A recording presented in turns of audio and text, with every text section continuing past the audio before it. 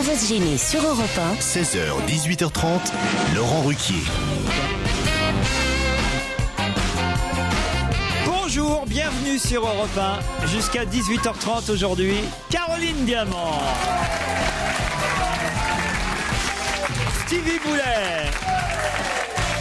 Jérôme Bonaldi. Jérémy Michalak. Et Pierre Bénichou.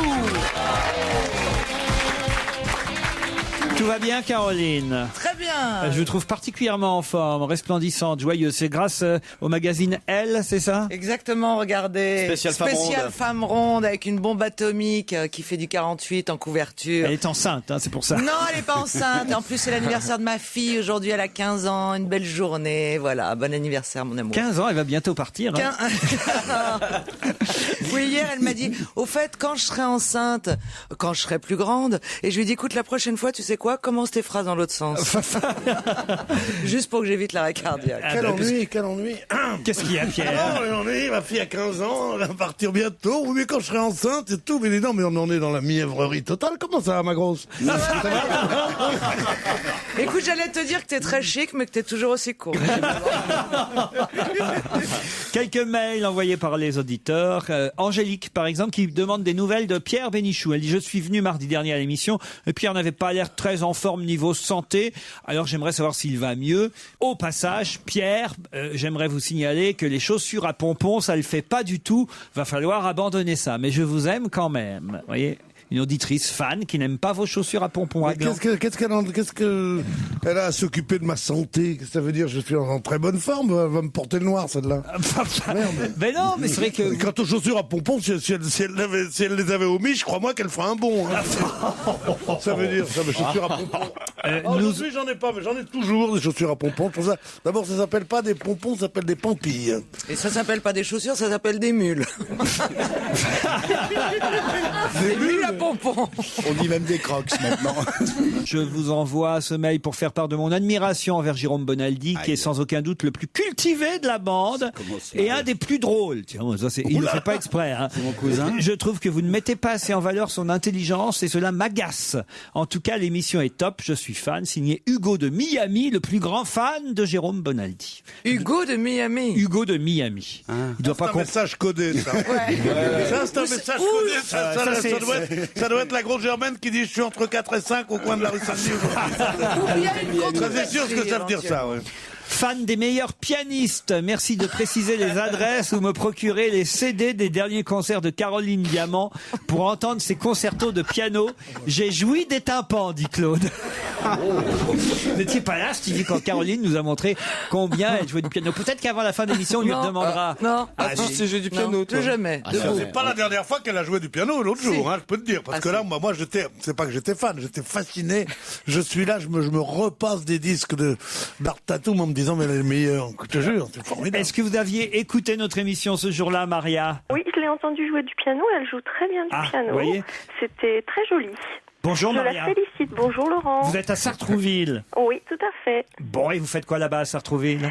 Alors, là, je suis en congé, mais sinon, on aurait pu être collègues dans la vie si vous aviez persévéré dans la comptabilité. Ah. Et vous avez bien fait de changer de métier. Oh, merci, c'est gentil. Elle a une jolie voix, Maria. Très douce. Elle est très douce.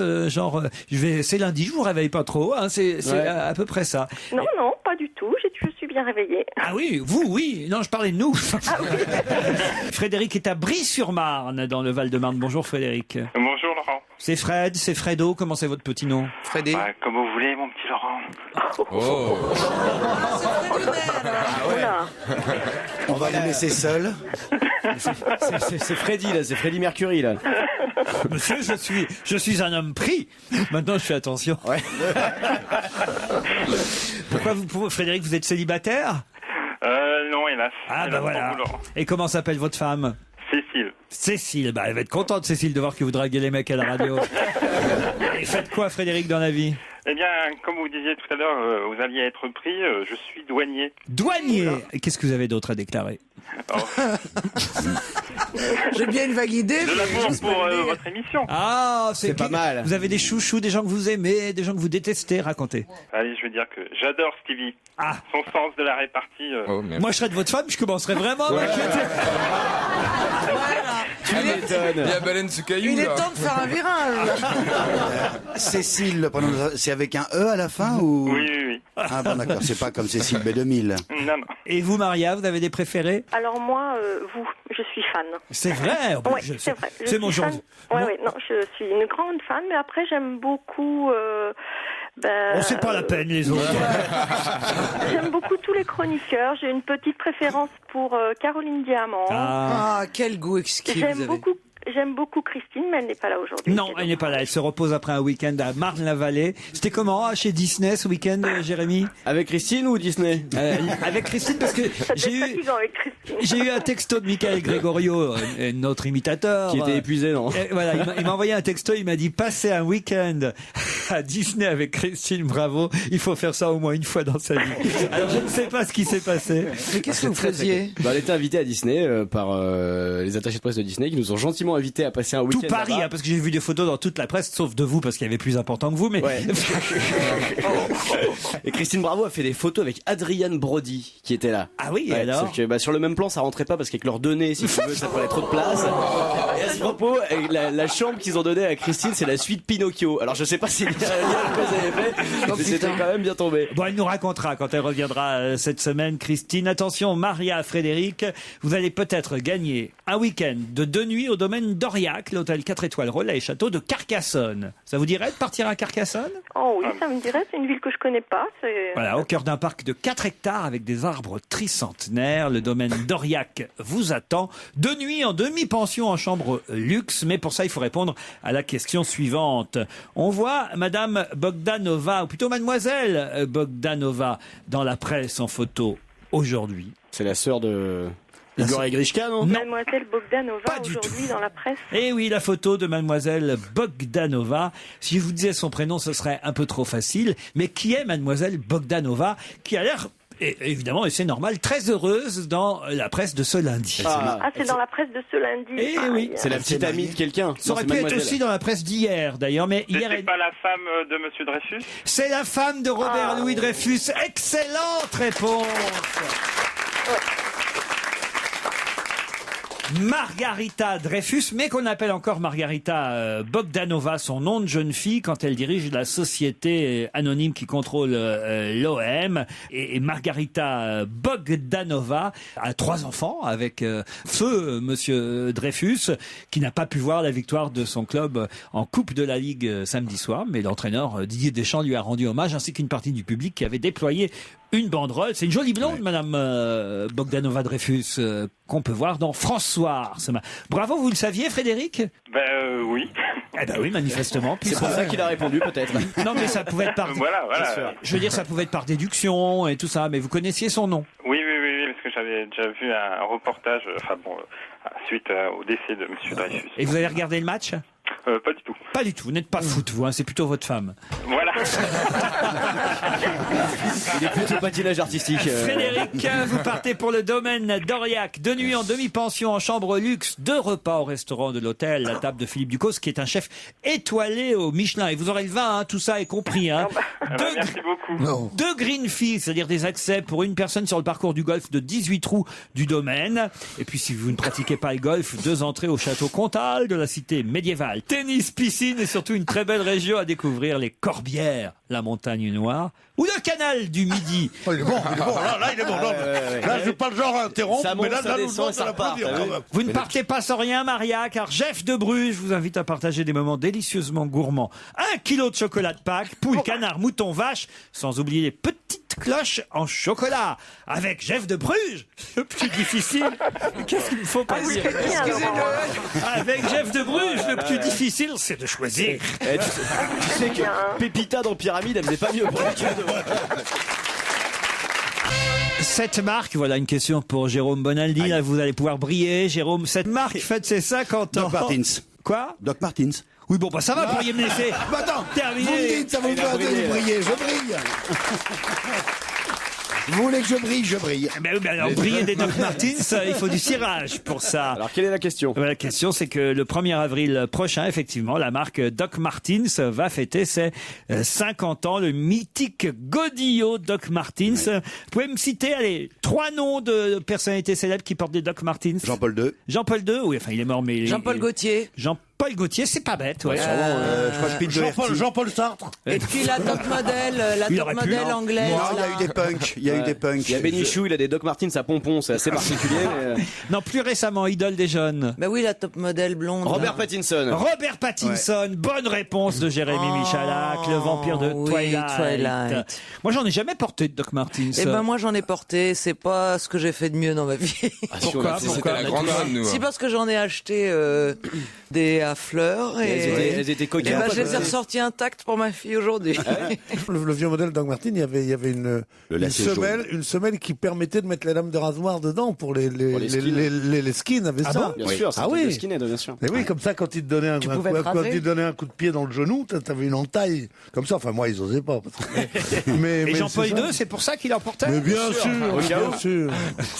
Non mais c'était du godillot solide. Hein. On va se gêner sur Europe 1. Mots doux. Petite phrase assassine. Grosse connerie. Question citation. J'ai l'intention d'écrire un livre car j'ai beaucoup de choses à dire sur ce que j'ai vécu. Qui a fait cette déclaration reprise par Libération aujourd'hui? Stevie. Non. Balzac.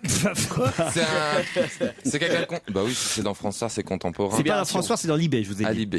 J'ai l'intention d'écrire un livre, j'ai beaucoup de choses à dire sur ce que j'ai vécu. Loana. J'étais très surpris. Ah non, la pauvre Loana, mais vous avez vu, elle a encore tenté de se Ouais, suicider. non, mais c'est terrible. Elle a encore échoué. Oh là là. Non, arrête, c'est dur quand même.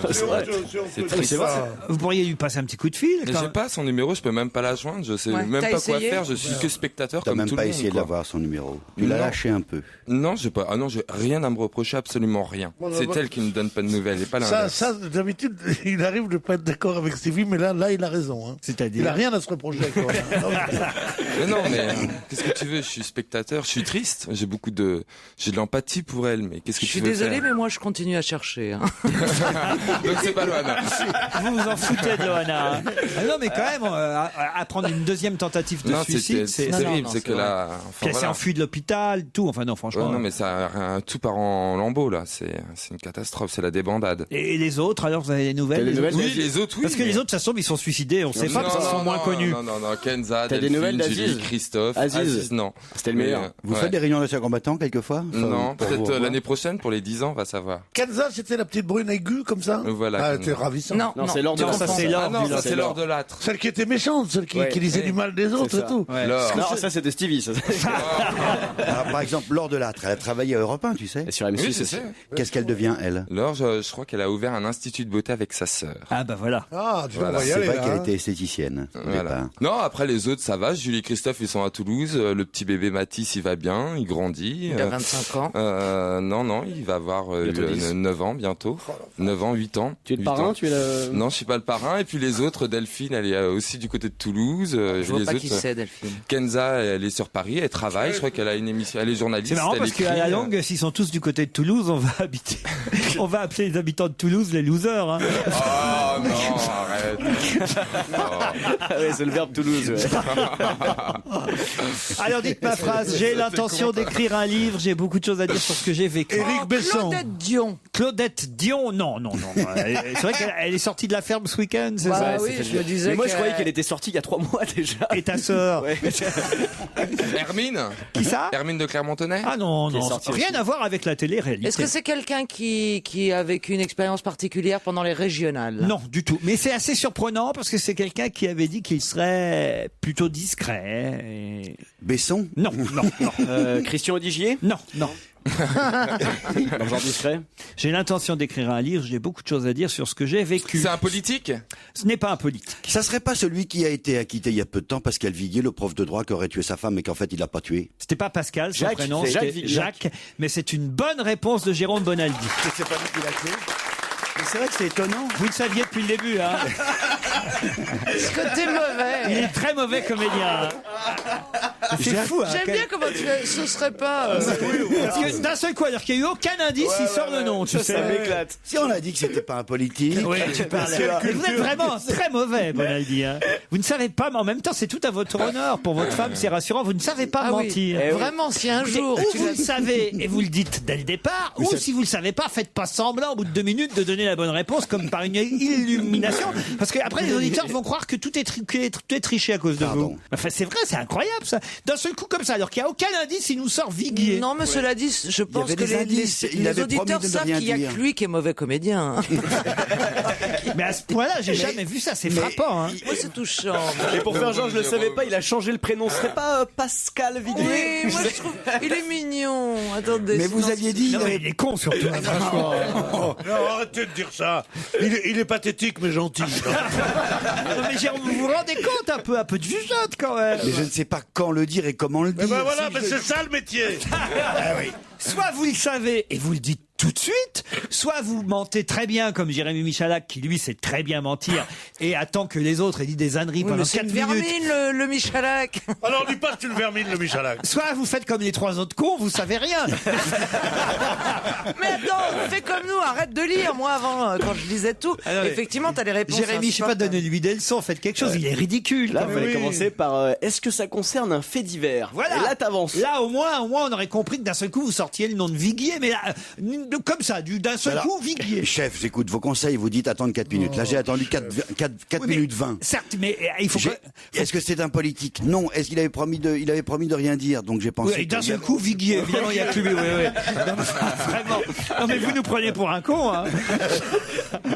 Le pire, je vais vous expliquer, c'est que quelquefois je ne connais pas la réponse, mais par la puissance de la déduction, Non, on te croit pas. on arrive à trouver le Je te truc. crois plus, Jérôme. Et C'est là, fini. là aussi, alors, il m'accuse, vous le saviez. Vous avez mais perdu je ne toute savais crédibilité pas. dans Et cette plus je confiance. dis, je ne savais pas, plus il me dit, ouais, tu m'en La prochaine fois, Et là, là, je suis honnête en plus. Non, t'es honnête, mais il vaut mieux bien se tromper que mal avoir raison.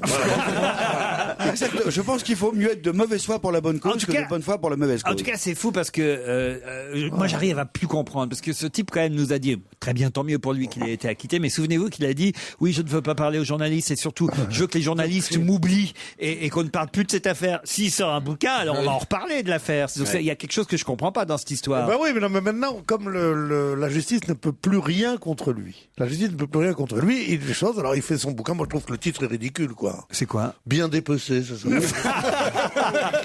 Quelle horreur! Ellie Paperboy Reed, Come and Get It. Le prochain album sera un disque européen qui sortira le 3 mai. Prochain album d'Ellie Paperboy Reed. Non, mais le drame, c'est que son accent, c'est honteux vis-à-vis de nous, c'est malhonnête. Parce que nous, on essaye d'être drôle. Lui, il a qu'à parler anglais. Il a qu'à dire My Taylor is rich. Toute la salle. Écoutez, franchement, je le prononce très bien. C'est la nouvelle chanson d'Ellie Paperboy Reed, Come and Get It.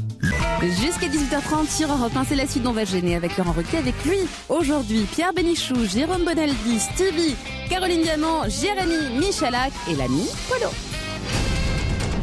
Une info, une enquête, un défi.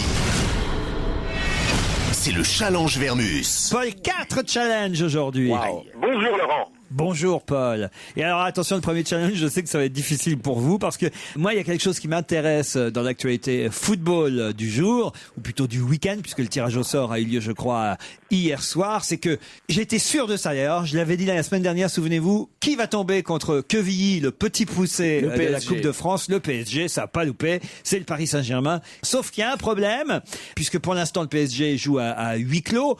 Évidemment, le président du club, petit club de Quevilly, il faut comprendre que c'est vraiment un club de footballeurs amateurs. Pour eux, c'est un événement d'être en demi-finale de la Coupe de France, de jouer contre le PSG. Je les comprends, ils n'ont pas envie de jouer à huis clos dans un stade vide. C'est un événement, ils vont rencontrer le Paris Saint-Germain. Alors déjà, le président, il dit, mais enfin, j'espère qu'on va accepter que ce match se joue en public. Ça, c'est une première chose. Puis deuxième chose, eux, ils voudraient jouer au stade Robert Diochon à Rouen. Rouen, c'est Quevilly, c'est la même chose, c'est la banlieue de Rouen, Quevilly. Et on est en train de leur dire, ah ben non, il n'y a pas de vidéosurveillance, et à cause des supporters parisiens, il faut de la vidéosurveillance, donc il faut aller jouer dans un stade où il y en a de la vidéosurveillance, donc soit au Havre, soit quasiment même à Paris ou à Caen. Là, ce serait injuste pour ce club qui, jusqu'alors, a évidemment toujours joué au stade Robert Diochon à Rouen devant son public, et c'est normal puisque c'est le plus petit club des deux. Alors comment ça va se régler cette affaire-là, et est-ce que c'est en train de se régler? Paul, est-ce que vous avez bien tout compris de ce que j'ai dit? J'ai compris. Pour moi, vous savez que c'est pas ma spécialité. Non, c'est donc un vrai défi. C'est donc un vrai défi que je vous lance. Alors, est-ce que ce sera en public et où? C'est ça la question. Hein. D'accord, j'ai compris. Dans le Parisien d'hier, on a donc appris, on venait d'en parler avec Stevie, que Loana avait fait une nouvelle tentative de suicide. Bon, alors on voudrait en savoir plus. D'abord, si elle va mieux, puisque Stevie n'a pas son numéro de téléphone, on peut pas en savoir plus. Peut-être vous allez réussir à dénicher quelqu'un de la famille, savoir comment elle va et surtout pourquoi elle est dans cet état-là. Est-ce que c'est vraiment une victime de la télé-réalité? Vraiment, c'est assez triste d'imaginer ça. Comment faire pour qu'elle aille mieux, Paul? On va faire une enquête sérieuse. Je vous le demande. Pas de cinéma, pas d'histoire, on va être très proche de la réalité. Et puisqu'on est dans le people, on nous apprend dans les journaux que Jennifer Aniston, l'ex-héroïne de Friends, est à Paris depuis hier soir avec l'acteur écossais Gerard Butler. Elle partage l'affiche d'un film avec lui, Chasseur de primes. Le film sortira le 14 avril prochain. Alors on nous dit qu'elle est au Bristol, elle est descendue à l'hôtel Bristol, que dans cet hôtel, elle y séjourne au même titre d'ailleurs que le comédien qui l'accompagne, Gérard Butler, mais on nous dit que il y aurait une petite histoire entre eux. Mais sauf en quelque sorte. Alors, sauf qu'on ne sait pas si c'est de la promo pour le film, parce qu'évidemment dans le film ils font couple, ou c'est ou est-ce que c'est vrai. Il paraît qu'elle est allée dîner au Stresa. Alors là, c'est dans un restaurant du 8e arrondissement. Oui, je connais bien. Là, il suffit peut-être d'appeler le restaurant pour savoir si dans le resto, là c'est un truc privé, elle était main dans la main, est-ce qu'ils se sont fait des bisous? Il suffit aussi d'appeler peut-être le Bristol ou avoir un maître d'hôtel qui vous dira s'ils ont une chambre qui communique. Par exemple. Ah, ça c'est pas con. Ça. C'est classe. Heureux qui communique. On en saura plus. Et puis alors, dernière question, ce soir, le gala de l'Union des artistes au Cirque d'hiver, disparu depuis 1981. Un peu comme Giscard. On veut savoir, ça on sait la liste, parce qu'on avait le petit des choristes la semaine dernière qui était... Le petit, c'est pas le mot exact. Maintenant il mesure plus d'1m90, mais Jean-Baptiste Monnier. Et alors, il a pas su nous dire vraiment qui faisait quoi. Alors moi je voudrais la liste des artistes, mais pas la liste des artistes, surtout ce qu'ils font. Qui fait quoi? Vous savez qu'il n'y a pas de secret. Mais je pense que je vais y arriver. Qui dompte les Bien sûr, non mais c'est toujours, ça va être comme toujours, Jean Marais et Martine Carole. Qui dompte les éléphants, qui fait le numéro de clown, qui fait du trapèze, voilà, c'est ça qui est intéressant, on veut savoir ça. Et Laurent, vous savez que j'avais fait il y a quelques années le gala de la presse, moi. C'est pas vrai. Avec Rachid Arabe, un numéro de funambule. Et vous, Paul, alors ça avait bien marché? On avait un succès fou devant 2000 personnes, oui. Bon, là, pour le gala de l'Union des artistes, je suis sûr que ça va être facile pour vous. Là, vous pouvez avoir les infos franchement rapidement, il suffit d'appeler puis d'avoir quelques tuyaux. Loana, ça va être un peu plus difficile pour Loana. Jennifer Aniston, le Bristol, le Stresa, et vous pouvez nous dire si elle couche vraiment avec le comédien. Quant au football, là, je n'y crois pas trop, mais on verra bien avant 18h, d'accord, Pelo? Ok, Laurent. C'est vrai. Moi, j'étais sûr que Queville tomberait contre le Paris Saint-Germain, et ils sont capables de les battre, attention. Bien sûr, non, le Paris Saint-Germain est capable de perdre contre n'importe qui. Cela dit, c'est vrai que ça doit être ralent terriblement pour un tout petit club qui a enfin la gloire. On va leur faire le match à huis clos. C'est quelque chose de... Vous étiez, vous, au Stade de France samedi soir pour Marseille-Bordeaux? C'est vrai. Racontez l'ambiance, Alain. Ambiance électrique. Non, je sais pas. Non, c'était une ambiance très sympathique. Il n'y avait pas du tout. Vous étiez à la tribune présidentielle? Il n'y avait pas du tout. Non, j'étais pas à la tribune présidentielle. Nicolas était fou de rage d'ailleurs. Mais non, j'étais tout simplement comme tout le monde dans une loge, quoi. Ah oui, mais donc vous étiez pas loin de Ramayad. Non, j'étais dans une loge invité par des Marseillais. Ah oui. Des amis de Monsieur Titoff. Ah oui. Et Roselyne Bachelot aussi. Roselyne Bachelot était pas là. Elle est passée un quart d'heure, mais on l'a juste embrassé. Elle est partie. Non, je sais pas. Je vu aucune célébrité un peu comme ça. Je n'ai vu que des amoureux du sport et des gens sympathiques. Et c'était très très bien et on a bien gagné. C'est pas passionnant ce que vous nous racontez. Il n'y a rien qui était marrant dans ce match alors. Si vous continuez à m'embêter, je vais le dire à ma poupée. Parce que Il fouille. J'aime bien, il est chagrin quand Quand il trouve rien à dire. C'est tellement rare, en même temps. Mais qu'est-ce qui vous arrive, Pierre? Un petit coup de mou? C'est le départ de l'amiral qui... Un petit coup de mou, c'est une proposition que tu fais. Pas mal. C'est pas mal, mais c'est mal me connaître. Ouais, mais tu préfères prendre un petit coup de vieux, c'est ça? Ah non, sûrement pas. Non, là, je ne suis pas un cougar. C'est vrai qu'il est où notre amiral? Il est parti, ça y est, Olivier de Kersauzon. Non, il est pas venu que pour 8 jours. Ah puis il nous a laissé un petit message sympathique là tout à l'heure. Il était à l'aéroport, il est parti ce lundi matin et il m'a laissé un petit message pour vous dire au revoir à tous. Vous voyez qu'il nous aime quand même. 8 jours. Ouais, enfin, 8 jours. Il m'a même laissé un message, bise sur la joue de Stevie, il m'a dit. Oh non. Si, c'est vrai, je te jure. C'est vrai? Ouais. Ah, il est gentil, Olivier. Regardez, il rougit. Oh là là. Il est capable de courir à l'aéroport et de monter dans un avion pour pas péter. Pas péter. Oh, le rêve. Ça c'est sûr qu'au moment où il va vous prendre, faut pas péter. J'ai relevé le nom de ceux qui rient à ce genre de plaisanterie. On se retrouve dans un instant avec d'autres questions. On va se gêner sur Europe 1 avec Laurent Ruquier. Jusqu'à 18h30. Votre rendez-vous divertissement de l'après-midi se poursuit sur Europe 1 jusqu'à 18h30. Si on va gêner, vous souhaitez assister à l'enregistrement de l'émission? Un seul numéro, 3921. Europe 1, on va se gêner. La question culture générale. Bah oui, il en faut. Quelle fresque peinte par Giotto évoque un événement de ce week-end? Quelle fresque peinte par Giotto évoque quelque chose dont beaucoup de Français ont parlé ce week-end? Le changement d'heure? Non. La victoire de Marseille? Alors là, je vais vous dire, je voudrais bien voir Giotto. Vous savez de quelle époque c'est? C'est très vieux. Giotto. Ça monte au Jurassique. Et bon, alors déjà, il n'y avait pas de changement d'heure à l'époque, mais alors en plus, comment vous auriez traduit le changement d'heure, vous, sur un tableau? Alors, Salvador Dali, à la limite, les montres molles. avec les montres molles, mais enfin, franchement, voyez un peu de culture dans cette émission de temps en temps, ça fait du bien. Mais là, non, c'est pas le changement d'heure. Vous avez été sensible au changement d'heure, Stevie? Ah, moi, pas du tout, ça me fait absolument rien. C'est vrai? Ah non. Non, franchement, ça ne joue pas sur mon horloge biologique. Pardon? Il y a des gens qui ressentent la fatigue, moi je la ressens pas. Non. Je veux dire, quand je suis fatigué, je vais me coucher et généralement je dors 6 heures. Donc si je dois me lever à 7 heures, je me couche à 23 En plus, heures. ce qui est génial maintenant sur les téléphones, en tout cas sur le mien, c'est que ça se change tout seul. Hein. Ah bon? Ah ouais, non mais c'est bien vous avez cible. des téléphones classe, parce que le mien, faut que je fasse ça à la main. Et pour la traite des vaches, elles ont pas été tes vaches, elles ont pas été Non, Jérôme, perturbées. j'ai pas de vache. Non, ça va, moi, on m'a tiré les pieds à la même heure. Tout allait bien.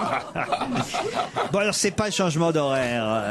C'est pas la victoire de l'OM? Non. Ah bah oui, je vois bien Giotto faire une fresque représentant la victoire de l'OM. Attendez, vous pouvez répéter la question, patron? Quelle fresque peinte par Giotto évoque quelque chose dont beaucoup de Français ont parlé ce week-end? C'est un truc de... Ah ça, c'est une question qui peut durer, à mon avis, 10 bonnes minutes. C'est le 1 heure pour sauver la planète où ils ont éteint tous les monuments? Dès que c'est culturel, non, pas du tout. C'est une fresque où c'était dans le noir? Non.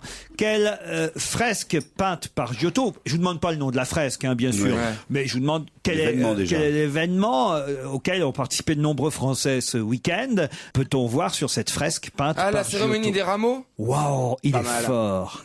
C'était les rameaux ce dimanche. Bonne réponse de Stevie. Forcément.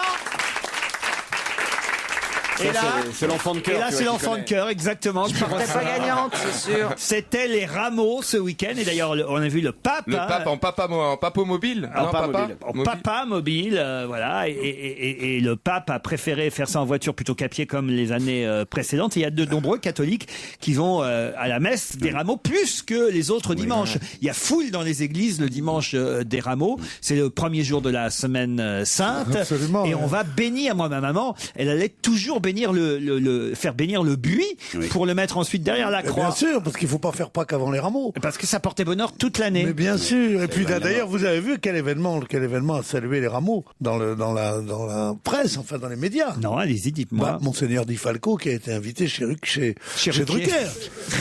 Monseigneur Di Falco invité chez Drucker en plein débat sur la pédophilie. Non mais c'est absolument Oh non.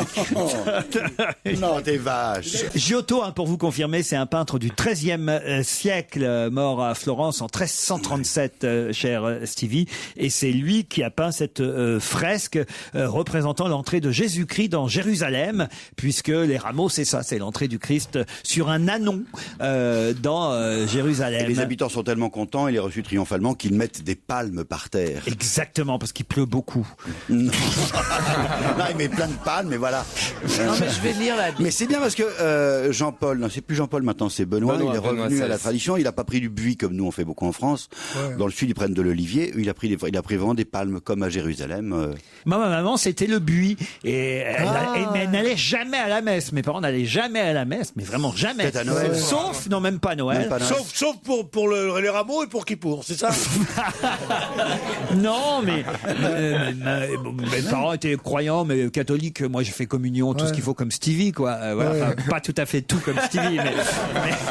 Oh, attends, ça va, chemin classique dans l'église, quoi. Mais en revanche, il y a bien un dimanche où ma mère allait à la messe. C'est celui-là. Ça veut dire que c'est le plus important si on n'est pas pratiquant. Non, c'était pour avoir du bonheur toute l'année, pour que ça porte chance dans la maison, d'avoir du buis et de le mettre sur la croix. Ça recule la mort. Au-dessus de leur lit, c'était au-dessus de leur lit. Dans la religion catholique, c'est un message d'espérance. Mais c'est comme ça veut dire que nous aussi, nous serons un jour les élus de Jérusalem, et nous aussi, nous on ira au paradis. Et ça porte bonheur. Ça et du blé. Elle allait aussi acheter, pas acheter. Du gui. Non, du blé. Pour dès que la moisson était faite, avoir les premiers épis de blé qui soient tombés, pour le mettre aussi accroché à un mur. Ça, c'est pour avoir de l'argent toute l'année. Ça n'a jamais vraiment marché. Mais le gui aussi, c'est un porte-bonheur. Mais le gui, c'est au 1er janvier, ça. Oui, je ne dis pas que tu as la même date.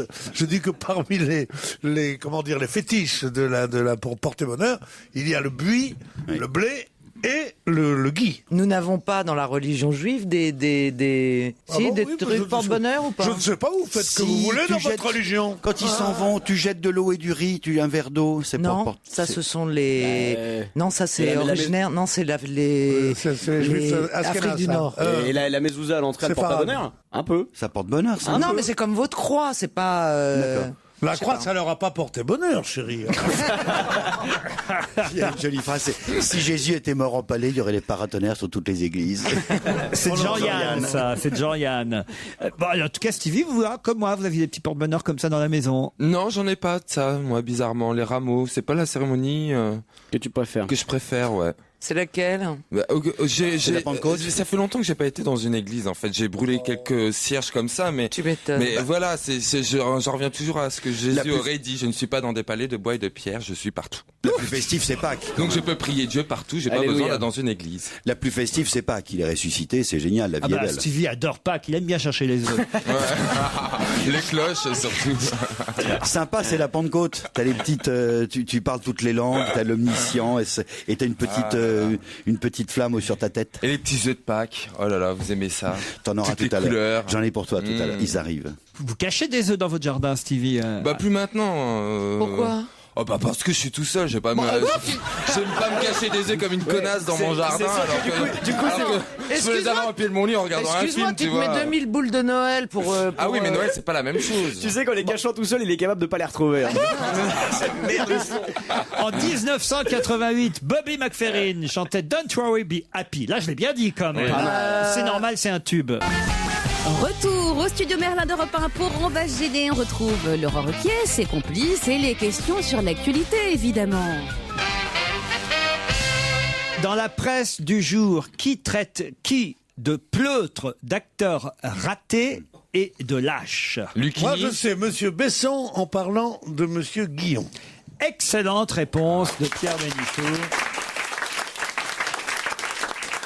Ça ne s'arrêtera donc jamais, cette polémique. Il y a celle d'Éric Zemmour d'un côté, celle de Stéphane Guillon de l'autre. Et le ministre de l'immigration, de l'intégration, de l'identité nationale et du développement solidaire a pris soin d'écrire une sorte de papier, de coup de gueule, qu'il publie dans Libération aujourd'hui, quand même, alors que ça date déjà de la semaine dernière, cette affaire-là. Il remet ça. Et il remet ça, et alors c'est là, il y va pas de main morte, le ministre, et qu'il me pardonne de voir le signe des obsessions de cet acteur raté et de ses propres propres angoisses ou frustrations. C'est à propos de ses commentaires sur le physique d'Éric Besson. Il dit que c'est les propres obsessions de Guillon qu'on retrouve dans ses textes, d'un acteur raté, vous vous rendez compte un peu. En 5e point, Éric Besson dit: pour finir, Guillon est un lâche, tenaillé par l'apport physique de croiser ses cibles quand ils sortent du studio de France Inter, en fuyant tel un vulgaire Payon. Alors en plus, il s'en prend à Payon au passage. C'est le vulgaire Payon qui est mauvais. Ouais, ça c'est pas bien, il aurait pas dû. Pourquoi il met le Payon à cette affaire-là? Il aurait pas dû mettre le Payon à cette affaire-là. Oui, j'ai bien compris. On sait pourquoi, mais c'est débile. Oui. Voilà. Mais je trouve assez sain, moi, que ce type-là réponde aussi violemment à des attaques très violentes. Ah oui? Moi, je suis évidemment pour les humoristes, c'est le droit de tout dire. Je suis pour tout ce qu'on veut. Mais la carte de presse, c'est pas un gilet pare-balles, quand même. Il reçoit des trucs, quoi. Nul ne m'a jamais fait courber l'échine, et ce n'est pas ce pleutre de Guillon qui va commencer. C'est ridicule. Nul ne m'a jamais fait courber l'échine est une phrase de toute façon d'un con. Si tu es Churchill, tu peux dire ça. Si tu es De Gaulle, tu peux dire ça. Tu vois pas qui va lui faire courber l'échine. Ce malheureux. Mao, si t'es Mao, surtout, tu peux dire ça. Avec ses yeux. Avec ses yeux de fouine. Oh non, je l'ai pas dit. Non mais c'est vrai. Ce qui est fou, c'est que on lui a conseillé, il le raconte d'ailleurs dans l'article, que un ministre ne devait pas demander à débattre avec un humoriste, qu'on ne devait pas se rabaisser à ça. Mais non, c'est pas grave. Il continue quand même. Puis quand il dit nul ne m'a jamais fait courber l'échine, bah oui, un petit peu quand même. Nicolas Sarkozy lui a un peu fait courber l'échine, mine de rien. Tout le monde a courbé l'échine une fois dans sa vie. Qu'est-ce que ça veut dire? Et puis en le faisant passer de gauche à droite en pleine campagne électorale, et puis en lui faisant accepter un ministère de l'immigration et de l'identité nationale. Oui, bah Monsieur Sarkozy lui a un peu fait courber l'échine. Monsieur Besson, il faut qu'il s'en rende compte, je crois, non? Ah, moi jamais personne m'a fait courber l'échine. Ça fait bistrot de quartier, tu vois. Il est pas né. Moi, mon patron, c'est qu'est-ce qu'il m'a dit? Tu viens demain à 7h. J'ai dit non, monsieur, à 7h15. Puis c'est tout. Qu'est-ce que ça veut dire? Personne m'a fait courber l'échine. Il est pas né, hein. mais pendant la guerre, quoi, les Allemands, ils m'ont fait courber l'échine? Bon, d'accord. Je peux pas dire, mais c'était les Allemands, tu comprends? Un Français m'a jamais fait courber l'échine. Non, mais c'est tellement Stevie, bête, ça. On vous a déjà fait courber l'échine. Non.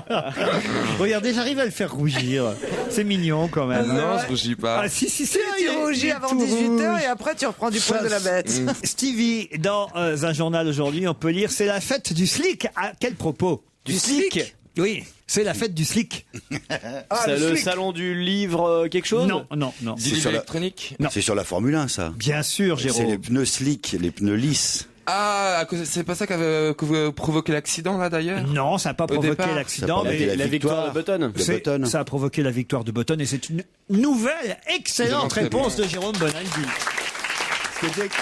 La meilleure adhérence, c'est évidemment un pneu qui adhère le plus possible, donc aucun dessin dessus, sauf quand le sol est mouillé. Or, Button, alors que le sol était à peine encore un peu humide, a pris le pari de prendre un pneu slick, et il a gagné grâce à cela. Ah ouais, parce qu'il a pas replu. C'était le quart d'heure des dormeurs. Non, il y en a que ça intéresse. En plus, ça a été passionnant, le Grand Prix d'Australie ce week-end. Ah, le Grand Prix, oui. C'est son explication qui était chiante. Bah oui, mais c'est la vraie explication. C'était vraiment la fête du slick, puisque Button... Pourtant, j'aime bien d'habitude la fête du slick. Button a mis les bons pneus au moment où il fallait, alors qu'au départ, quand même, il est rentré dans 2 autres bagnoles. C'est lui qui a provoqué l'accident entre 3 anciens champions du monde en tout. Celui qui réussit pas, c'est Schumacher. Ah bah oui. Schumacher, il est encore 10e. Il a peut-être pas bien fait de revenir. Ça, alors finalement... il avait des fins de mois difficiles, je crois, donc il est obligé de s'y remettre. Il a plutôt de l'argent de côté quand même. Grand Prix d'Australie, Schumacher, le début d'un bid, par exemple. Le Baron Rouge, quand même, dit: j'étais bon dernier à un moment, mais je me suis bien amusé tout de même. Bon, alors si ça... Il est pas là pour s'amuser, quand même. En même temps, c'est des nouvelles règles aussi. Il faut peut-être le temps qui s'adapte. Il va peut-être rester. Parce que maintenant, t'as plus le droit c'est plus d'arriver premier qui compte? Non, déjà, le niveau de points a changé. Mais maintenant, t'as plus le droit de recharger la voiture en essence, je crois. T'as plus le droit de faire le plein. Et il me semble que t'as le droit de changer de pneu que 2 fois. Il s'y connaît en tout, ce Stevie. Les rameaux, la F1. Ah non, c'est incroyable. Et celui qui manque de bol et qui a fait une jolie phrase, et ça me casse les... Vettel, ça allait bien, et puis merde, manque de bol, la roue qui déconne, et encore il est rétrogradé. Alors que ça allait très bien pour lui. Encore une fois dans le mécanique, et que sa déclaration a été j'en ai marre, ça me casse les couilles. Sébastien Vettel a dit très exactement lui, ça me casse les couilles de ne pas gagner, mais le championnat est encore long. Voilà, il y en a un, ça me casse les couilles, pour l'autre c'est la fête du slick. Faut dire que ça se passait en Australie, c'était le Grand Prix Kangourou. On se retrouve après les titres de 17h. Laurent Ruquier sur Europe 1. On va se gêner. C'est la deuxième heure de l'émission, toujours avec Caroline Diamant, Pierre Bénichou, Jérôme Bonaldi, Jérémy Michalak et Stevie Boulet. Sans oublier Marion et Jamel. Bonjour Marion. Bonjour Laurent. Bonjour Marion est à Saint-André-les-Vergers, dans l'Aube. Oui, exactement. C'est une des communes qui composent l'agglomération troyenne. Ah, très bien, tout près de Troyes, alors, chez Monsieur Barouin et Raphaël Mesrahi. Exactement. Vous les croisez parfois ? J'ai déjà rencontré Monsieur Barouin, oui, lors de réunions qu'il fait à la mairie de Troyes, oui. Mais c'est quelqu'un de très gentil, en tout cas. Et Raphaël Mesrahi, jamais ? Non, jamais. Ah, vous n'allez pas chez Saint-Maclou, chez Carrefour, ou des choses comme ça ? Pas du tout. Parce qu'il y a tout le temps, Raphaël, normalement. Faites quoi dans la vie, vous ? Alors, je m'essaie au métier de l'enseignement puisque je viens de terminer mon premier remplacement en tant que professeur d'histoire-géographie. Ah, c'est pas mal, prof d'histoire-géo. Ah, dites exactement. Donc, Jeanne d'Arc a été brûlée en... Je ne sais pas parce que je ne fais que de la géographie. 1200. Bah non, vous venez de me dire histoire-géo. Oui, mais j'ai fait des remplacements qu'en géographie pour 1431, Jeanne d'Arc. Ouais. Vous la voyez dans quel siècle ? Ah oui, 1431. Alors, c'est pas bien, là. Vous faites que la géo, alors. Non, j'ai encore beaucoup à apprendre. Bah oui, quand même, Jeanne d'Arc, 1431. Mais non, c'est bien pour ceux qu'elle a remplacés. Ils ont dû apprendre des trucs, les élèves. Alors, on va voir si vous êtes bonne en géo. Quel est le produit intérieur brut du Guatemala ? On est des salauds. Ah oui, c'est vraiment pointilleux comme question de géographie. Jamel est à Nice. Bonjour, Jamel. Bonjour à tous. Qu'est-ce que vous faites, vous, dans la vie de Jamel ? Alors moi, je vais rentrer dans la police scientifique. Police scientifique, les experts. Les experts. Waouh, trop cool. Oh là là. Et alors, ça doit être intéressant, ça. Vous faites des études pour ça et tout ? J'ai fini mes études, j'ai passé le concours et je vais monter à Paris l'an prochain. Par exemple, les tests ADN, tout ça, vous savez ? Je saurai. Ah, c'est-à-dire, vous prenez un coton-tige, vous ramassez les trucs et tout, c'est ça ? On sait faire. Voilà, je vais faire ça. Avec un masque, des gants. Vous ferez police ou gendarmerie ? Non, dans la police. Police. Combien d'années d'études vous avez faites ? 2. Ah, c'est tout. 2 ans Voilà. C'est vraiment la France. Hein. Pas du tout, il faut être... C'est pas 2 ans seulement, c'est certificat d'études plus 2. Jamel contre Marion, attention, on va voir si le policier d'un côté et la prof d'histoire-géo de l'autre vont partir en croisière sur le Rhin romantique, une croisière de 5 jours pour découvrir la vallée du Rhin. Vous choisirez en juillet ou en août une semaine à bord d'un bateau de 60 cabines avec restaurant panoramique, tout le confort. Départ de Strasbourg et le long du Rhin, vous visiterez ainsi Koblenz, Rüdesheim, Speyer, Mannheim ou Heidelberg, dans une région classée patrimoine mondial par l'UNESCO. Quoi ? Par l'UMP, c'est classé.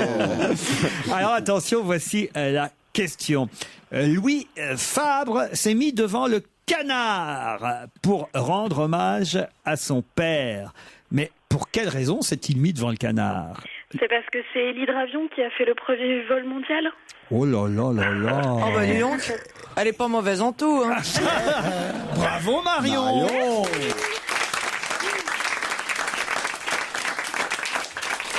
Alors là, vous avez super révisé, dites-moi. Et oui, j'ai fait ça tout le week-end. J'y ai mis mon petit ami avec et on a fait des fiches. Et voilà, super, ça a marché. Oui, parce que Louis Fabre est le fils d'Henri Fabre, le premier pilote à avoir réalisé un vol en hydravion. C'était pile il y a 100 ans, le 28 mars 1910, ce premier vol en hydravion. Et cet hydravion était surnommé le Canard.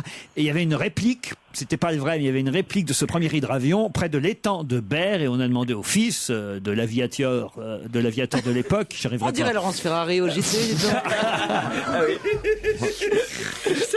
C'est vrai que ça s'arrange pas, Laurence Ferrari. Ah, elle bafouille toujours. Tous les soirs, il y a un truc. Yes. Ah bah, je pourrais la remplacer comme ça.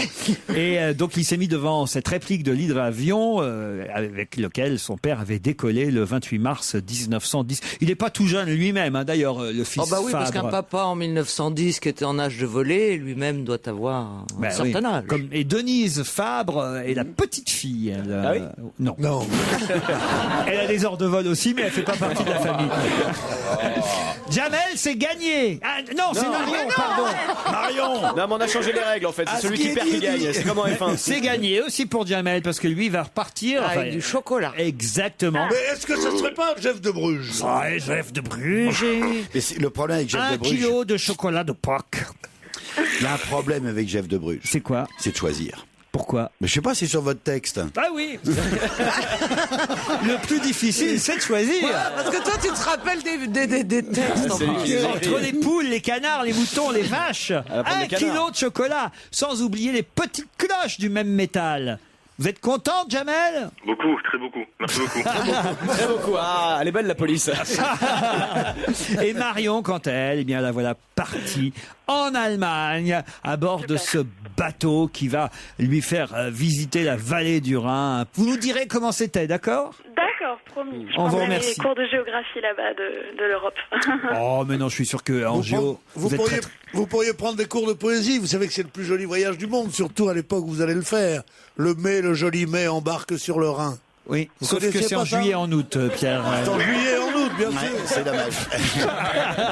C'est bien tenté quand même. On vous embrasse, Marion, et bravo, Jamel, on vous envoie les chocolats. On va se gêner sur Europe 1 avec Laurent Ruquier. Jusqu'à 18h30. 16h, 18h30 sur Europe 1, c'est On va gêner, vous êtes des chanceux. Vous avez rendez-vous tous les après-midi comme ça avec le maître de cérémonie, Laurent Ruquier. Où peut-on voir des femmes défiler chaque dimanche avec un glaïeul? Tous les dimanches. Oui, tous les dimanches. Tous les dimanches de l'année ou tous les dimanches d'été ou de printemps? Pourquoi vous dites ça? Parce que les glaïeuls en plein hiver, ça va être dur. Ah oui, comment tu fais? À moins que ça soit dans une serre, ma pauvre Thérèse. Maintenant, on trouve tout le temps. Ma pauvre On trouve Thérèse. tout en toute saison. Et avant, on trouvait tout au printemps. Maintenant, on trouve tout en toute Je saison. trompe ou il m'a appelé Thérèse? Non, pas du tout. Ah non, c'était pas à toi. Si, attends, Si, tu le regardais droit dans les yeux, t'as dit. C'est Ah une bah, expression, c'est pas... Non. Mais ses parents ont C'est longtemps une hésité. expression.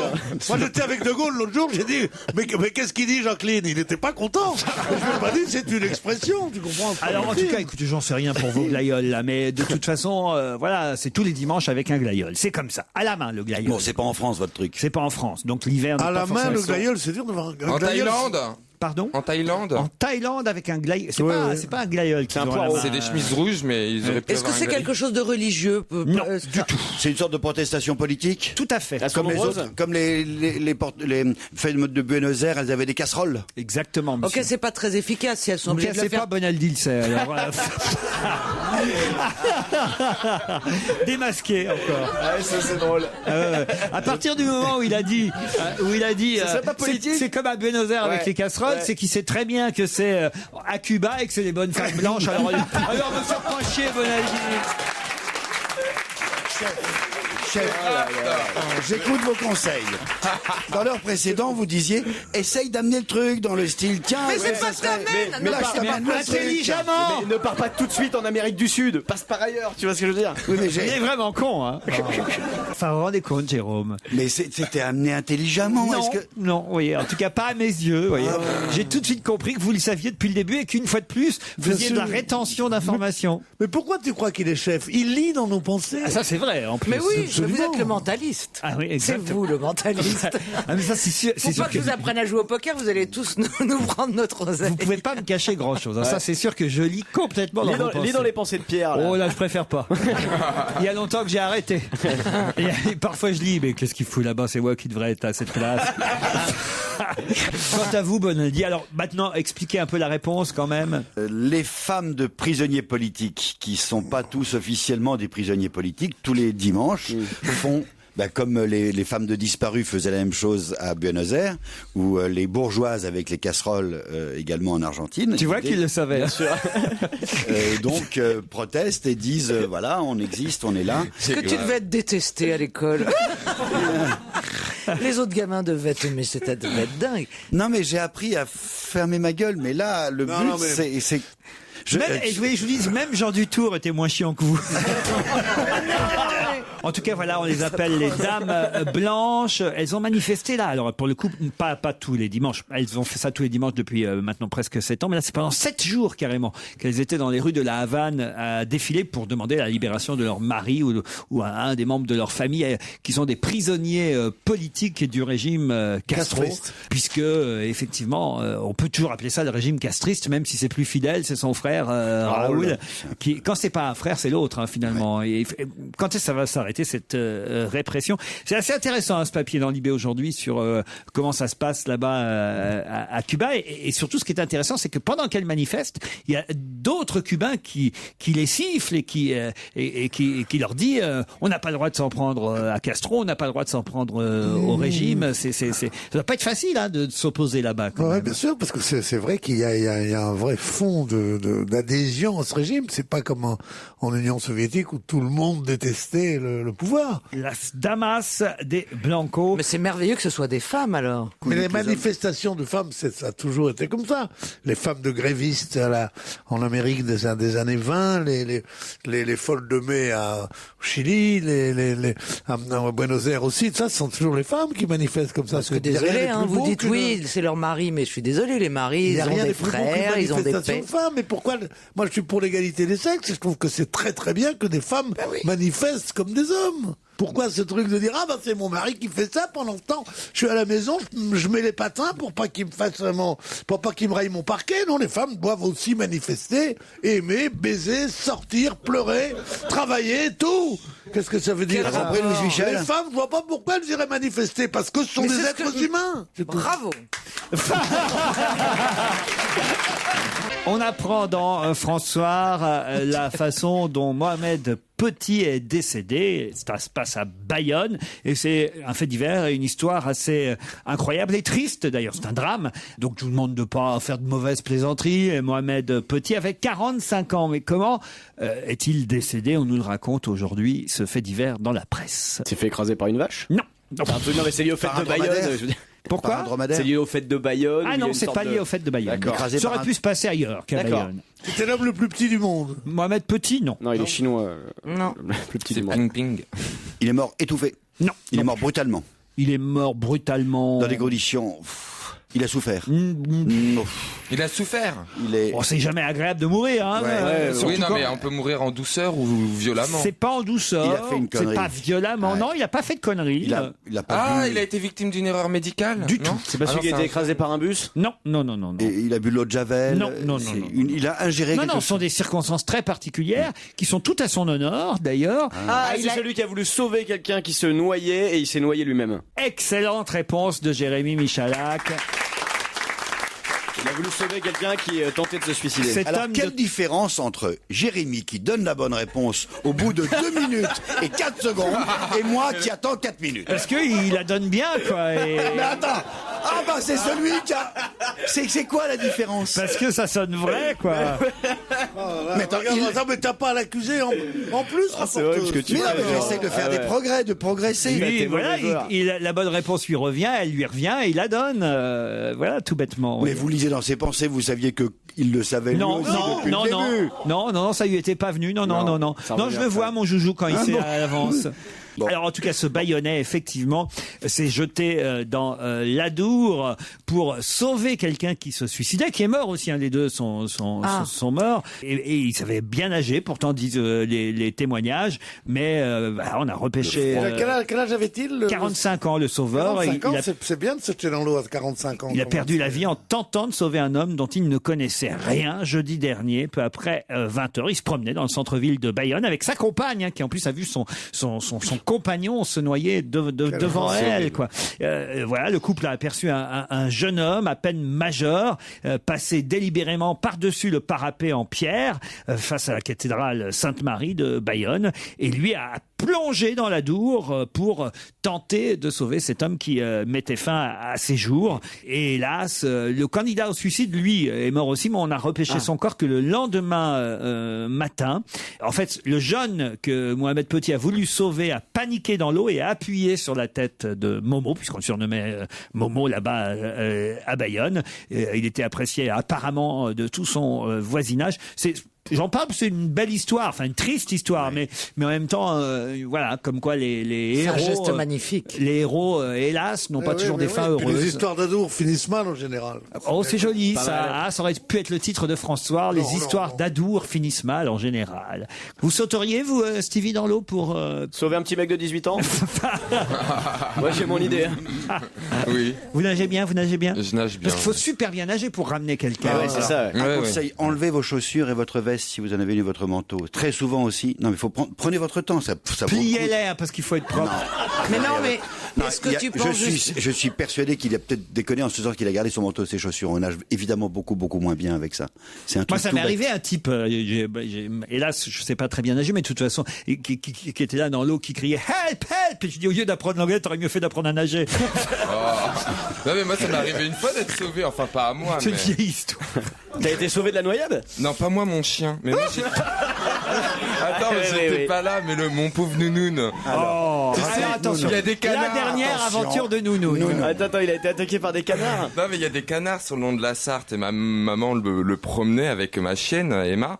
Et Nounoun, mon chien, il a vu un canard, il a sauté dans la Sarthe. Sauf que le courant était violent. Ma mère sortant d'une opération, bref, elle a pas pu sauter à l'eau. Et il y a une dame qui est arrivée de je ne sais où, qui a plongé pour aller récupérer mon chien. Donc, Nounoun ouais, Nounoun, une dame qui travaille, qui est infirmière, je crois, au Mans. Mais si, elle a sauvé mon chien. Remerciez-la. C'est déjà fait, vous pensez bien qu'on l'a remercié très l'infirmière, ça passe. Non, mais comme quoi les gens, tu vois, même dès que quelqu'un est dans le besoin, les gens sont quand même là pour pouvoir pour France aider. Dimanche, c'était parfait. Et pendant qu'elle était en train de se faire féliciter à la mairie, il y avait 4 mecs qui mouraient à l'hôpital. Laurent Ruquier, 7 jours sur 7 sur Europe 1. Bonjour Serge Liado. Bonjour Laurent, salut à tous. Vous allez me parler de Moundir. Alors je connais pas bien cette émission de télé-réalité. Ça passe sur TMC, c'est ça? Oui, est-ce que quelqu'un parmi vous le connaît? Non. Oui, je vois qui c'est, mais je n'ai pas vu. C'était dans Koh-Lanta? Voilà, il était dans Koh-Lanta et il a été récupéré par une autre émission de télé-réalité qui est animée par Laurence Boccolini. Et c'est un jeune homme à qui on présente 14 femmes et il choisit la femme de sa vie parmi ces 14 jeunes femmes. C'est un peu une sorte de nouveau Bachelor, en quelque sorte. Oui, c'est un peu ça. Moundir, l'aventurier de l'amour, ça s'appelle. Voilà, Moundir, l'aventurier de l'amour. Et surtout, ce qui est intéressant, c'est son langage. Voilà. Je pense qu'il y a une nouvelle langue vivante qui est en train de naître. Elle est pratiquée par Moundir. Est-ce que vous parlez le Moundir? Je vous propose d'apprendre cette nouvelle langue parce que vous allez voir, c'est de la poésie, c'est une nouvelle syntaxe, c'est intéressant. Donc vous avez collectionné les phrases de Moundir, le héros de l'aventurier de l'amour. Eh bien, voilà. Bonjour à tous. Je m'appelle Moundir. Je dors du côté droit, mais j'aime bien bouger moi. C'est un peu les Jeux Olympiques du sommeil. J'aime aller à droite, à gauche. À défaut de Victor Hugo, je ne dormais pas le buste debout. Lorsque l'émotion me monte sur mes yeux, je suis en train de me dire voilà que je perds une femme que j'aime beaucoup. Quand Cinda arrive, là, il y a une forme de 14 juillet qui monte en moi. J'ai l'impression de vivre ce débarquement. Je suis assez ému même si je le montre pas vis-à-vis de mes yeux. Je transpire du genou, j'ai jamais transpiré du genou. Je sais pas ce qui se passe, mais je sens des choses monter en moi. Non, honnêtement, en train de me parler, il y a les volcans d'Auvergne qui commencent à monter, quoi, tu vois. Quand je suis avec Clémence, j'ai l'impression d'être un papillon qui pèse 3 grammes. Avec Cinda, on a attiré l'un vers l'autre. Il y a eu un toucher de caresse. Là, elle a envoyé de tout ce qu'elle avait, la super belle robe, les jambes taillées mannequin, le regard amande, enfin le truc qui ferait chavirer un chameau, quoi. Ça a été un vrai coup de cœur lorsque j'ai vu ton visage assis sur le fauteuil. Motus et bouche cousue, vous savez, moi je suis une tombe de prison. On va faire le système Gargamel. C'est quoi le système Gargamel? Le système Gargamel, c'est d'attraper les schtroumpfs par derrière. Je vais pouvoir redevenir l'homme de l'Atlantis. T'as des super beaux... Attends, mais c'est quoi comme couleur?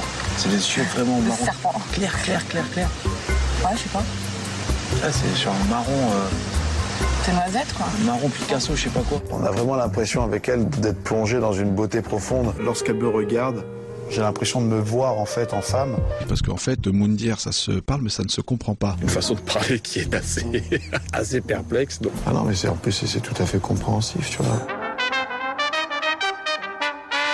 Je sais pas si c'est compréhensif, mais en tout cas, ce qui est compréhensible, n'est-ce pas, Serge, c'est qu'il est doué, le garçon. Hein. Ah oui. Moi, il va faire école. J'ai noté Marron Picasso, que j'aime beaucoup. Je suis très ému, mais même si je ne le montre pas vis-à-vis de mes yeux. Ah oui. Le truc qui ferait chavirer un chameau, ça c'est Ton visage assis dans le fauteuil. Je transpire des genoux. Ah oui, je transpire du. Et avec ton visage assis sur le fauteuil. Ah oui, ça c'est bien. Et je suis une tombe de prison, ça faut le faire. Faut quand même le faire. Chaque phrase est un spectacle. Beaucoup s'amuser avec ça. Ça me rappelle le débarquement du 14 juillet. Oui, c'est vrai. Remarquez, Stevie, on aurait pu en faire avec les vôtres du temps du loft. Hein. Ah oui aussi. C'est vrai que ça va mieux maintenant. Peut-être des archives encore sur Stevie. C'est vrai, ça, oui, bah méfiez-vous bien, le gado. Vous devriez retrouver ça, Liado, faire un spécial Stevie, un de ces quatre. Non, Serge. Je te ferai un bon cassoulet. Oh, t'es gentil. Un quoi Dans le milieu, je crois que c'est un code, hein, mais je sais pas bien ce que ça veut dire. Ça a un rapport avec Papette. Enfin, Ça veut dire des saucisses pour le petit lardon. Je crois que c'est ça. Allez, on vous embrasse, Serge. À demain, même heure. Qui a dit j'espère que la haine ne va pas l'emporter sur l'amour. C'est beau. Ah, Moundir Non, Oui, c'est pas Moundir. c'est Berlusconi qui a dit ça. Wow, bonne réponse de Pierre Bénichou. Bravo, Pierre. J'espère que la haine ne va pas l'emporter sur l'amour. Je reste convaincu qu'il faut toujours être positif, a dit le chef du gouvernement italien, qui a voté hier à Milan pour les régionales, puisqu'après les régionales françaises, ce sont les régionales italiennes, avec un beau bordel en Italie. C'est le cas de le dire. Manifestement. T'as vu comment ils ont réussi à éliminer toutes les émissions politiques en Italie? C'est un truc génial, c'est un truc tout bête. Il y a des régionales, il y a 13, génial, il y a 13 partis politiques. Il y a un député berlusconien qui dit on fait les émissions à une seule condition, c'est que tout le monde soit représenté. Les 13 partis. Donc ça veut dire impossible de faire une émission politique, donc il n'y a plus d'émission politique. Il s'amuse bien tout seul, Bonaldi. Le silence qui suit du Bonaldi est toujours du Bonaldi. Bonaldi, c'est le... C'était délicieux. Il y a même de France Culture, ils l'ont viré.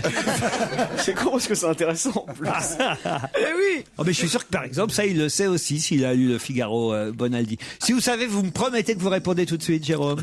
Non mais Juré promis. Juré promis. Juré promis. C'est quelqu'un qui vendredi dernier fêtait ses 85 ans, dont on parle un peu moins, et le public lui a réservé une ovation. Qui fêtait ses 85 ans vendredi, à qui le public a réservé une ovation? Donc quelqu'un qui était sur scène. Évidemment. Chanteur? Non. Acteur? Non. Et qui était sur scène quand même. Ah là, je sens que je vais tenir avec cette question. Parce que même Bonaldi n'a pas l'air de le savoir. Et Quelqu'un qui faisait un meeting politique. Joujou, il plonge jamais dans le Figaro jusqu'au bout. Joujou, il vous fait le Parisien, il vous fait direct matin gratuit, un petit œil dans l'IB, mais vite fait. Ouais. Mais Joujou, il va pas dans le Figaro. Il faisait Un François. meeting politique. Non. Il y a peut-être un chanteur d'opéra alors. Non. Il était physiquement là et il a été applaudi chaleureusement. Ah, il était là, il a fait son job et le public lui a réservé une ovation. Il a 85 Il a fait ans depuis vendredi. Ça se passait pas à Paris. Hein. Ça se passait en France? Non. En Allemagne? Non. En Italie? Non. En Angleterre? En Espagne bien sûr. J'aime bien quand il y a une question comme ça. En Espagne, Franco. Une question difficile qui vous fait dire des conneries en plus. C'est un personnage, c'est pas quelqu'un de réel.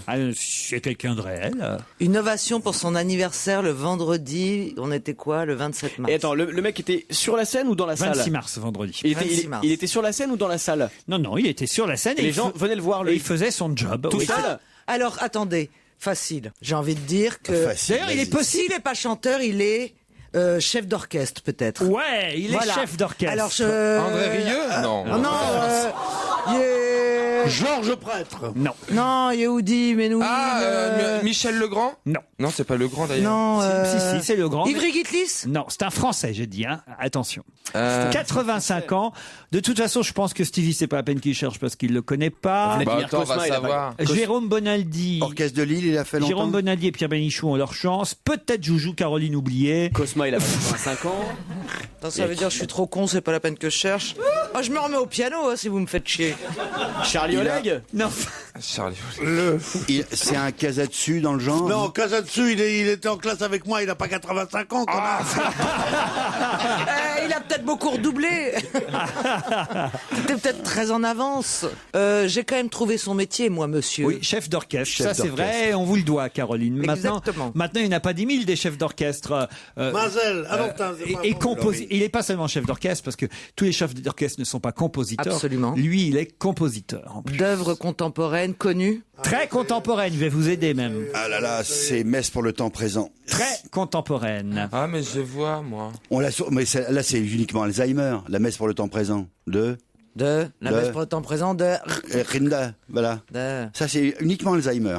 Faites la charade pour le... Ah non, ça, vous devez trouver. Non, moi je trouve qu'on fait pas une charade pour un homme qui est un chef d'orchestre et qui a composé la messe pour un temps présent. C'était le grand patron de la musique en France pendant longtemps, il est très controversé. Oui. Pourquoi il est controversé? Il a encore son talent.